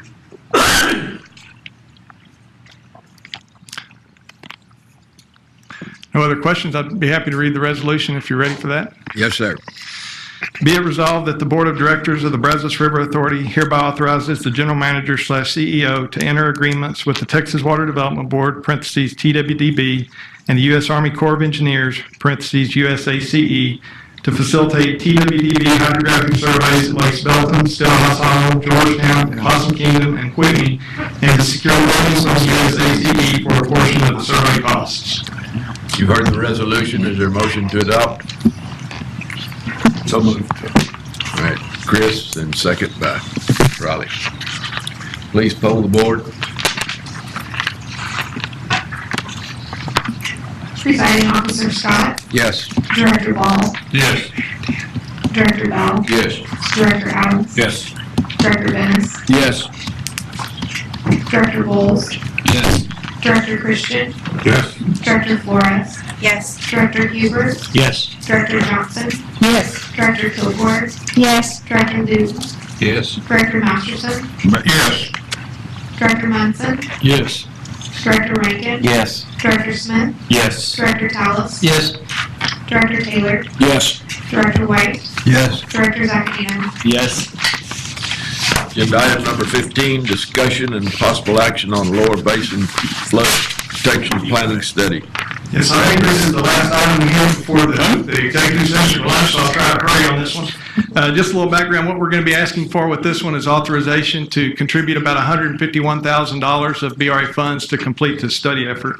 And just real quickly, some of you that have been on the board, we actually have brought this item to you in January each of the last 2 years to get authorization for, number one, for BRA to contribute staff time at helping manage this effort, as well as submitting applications to the Texas Water Development Board for grant money. And the purpose of the study effort is to update the Brazos River floodplain information all the way from about Hempstead, there you see on the northern part of the map, all the way down to the coast. Previously, there's areas of the river down there where the information is severely outdated, and then there are other areas, particularly some locations in Fort Bend County, where it has been updated some, but it's disjointed with what's upstream and downstream of it. And so there was a strong interest by a lot of the entities in that part of the basin, beginning probably 5 to 8 years ago that we conduct this. And so, again, we've started on it. We've been doing the in-kind services and managing the grant contracts, as well as the work that's being performed by the consultant. And essentially what we're going to get out of the studies is new models, data, and maps that relate to flood flows on this part of the river. In other words, how much water is a 100-year flood in this part of the basin? What's the 500-year flood level? How high does the water get when we have those levels? And there's going to be new mapping as well. The project was divided into 2 phases. The first phase, you can see there, if you look at the map, covered that part of the river from Richmond down to the coast. And that work was started in 2014 and will be mostly completed this year. And then phase 2 would begin this year and would extend from the Hempstead gauge down to Richmond. And I want you to note the location of Allen's Creek Reservoir there. That's really the reason that we're bringing this to you today, and that we haven't requested to fund part of this study before. As David mentioned, the reservoir is going to be built essentially right in the floodplain of the Brazos River there, where you see the outline there, and that's right on that phase 2 area. And so with the timing that we have with the Allens Creek work just getting underway, as well as where we are on this study, there's going to be a lot of information and data from this floodplain study, both that we've already completed in phase 1 that BRA hasn't funded at all, as well as some of the information from phase 2 that will help in all aspects of Allens Creek, from where we are now all the way to when the reservoir is built and operating. And so that's the main reason that we're bringing this to you today, to request funding part of the study. These are just some photographs from some of you that are in the lower basin, have seen the river up most of the year. Last year, this was back in May. And these pictures were actually taken by the engineering firm that's working on the study. It's Half Associates out of Fort Worth. And they were out obtaining high water marks back in the spring to be used in calibrating the models. And the height of the river at Richmond last spring actually got very close to the highest recorded flow level at that gauge. So it's kind of interesting that when we started this study, we were in the throes of the drought, and you could wade across the river as we got into it last year. We had a very wet year and had a lot of water flow through this part of the basin that kind of highlights the need for the study. Here's the funding that we have to date, kind of summarizing it. If you look at the third column there, I guess you see the total cost by phase. Phase 1 was a little over $1 million, and phase 2 was about $500,000. The next column shows that Water Development Board grant money that's been issued for the project. And then I guess the second to last column shows the local contribution. And you can see the entities that have actually contributed, and those contributions are significant. There's over $600,000 from about 7 entities down there. So this has been a very important study for them. And then the last column shows what our in-kind services have been to this point estimated for both phase 1 and phase 2. And again, that's just our staff time to manage the study. Again, phase 1 is pretty much going to be complete this year, and so there's no funding needed for it. If you look at the total cost and then add up all those other numbers, we're fully funded there. But on phase 2, that $151,166 is what's remaining for us to get to the 50% local match requirement that the Water Development Board grant requires. So we've got $275,234 from the board for phase 2. The local entities have pledged about $110,000. With the BRA staff time that we've already got plugged in there, if you subtract all of that from the total, that's what we're asking for to get to the funding level to complete phase 2. And that's what we're recommending for you today. I'll answer any questions that you have, and we've also got a resolution for this as well. Seeing no questions, read the resolution, please. Sure. Be it resolved that the Board of Directors of the Brazos River Authority hereby authorizes the General Manager/CEO to contribute $151,166 for phase 2 of the Lower Basin Flood Protection Planning Study. Heard the resolution is a motion to accept Christian and, I'm sorry. Hubert, I'm sorry. Please poll the board. Presiding Officer Scott, Yes. Director Ball, Yes. Director Bell, Yes. Director Adams, Yes. Director Dennis, Yes. Director Bowles, Yes. Director Christian, Yes. Director Flores, Yes. Director Hubert, Yes. Director Johnson, Yes. Director Kilgore, Yes. Director Luton, Yes. Director Masterson, Yes. Director Munson, Yes. Director Rankin, Yes. Director Smith, Yes. Director Tallis, Yes. Director Taylor, Yes. Director White, Yes. Director Zakadin. Yes. Agenda item number 16, the Board of Directors will conduct a closed meeting in executive session on the following matter. To consult with attorney regarding systems operation pursuant to the authority granted by section 551.071 of the Texas Open Meetings Act, codified as chapter 551 of the Texas Government Code. During the executive session, we ask that the public please wait in the break room in order to keep the hallways clear. To keep this meeting moving, the board will conduct this closed session during the lunch in the main conference room. Then upon completing executive session, the board will move back to the boardroom and enter into open session. Board of Directors will now enter into executive session at 12:06 p.m.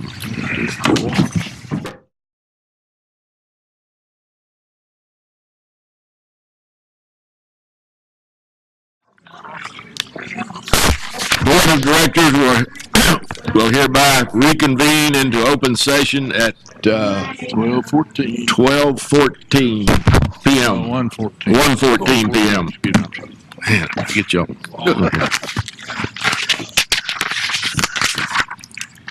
Seeing that there's no action to be taken, I will ask for a motion to adjourn. So moved. Second. All in favor? Aye.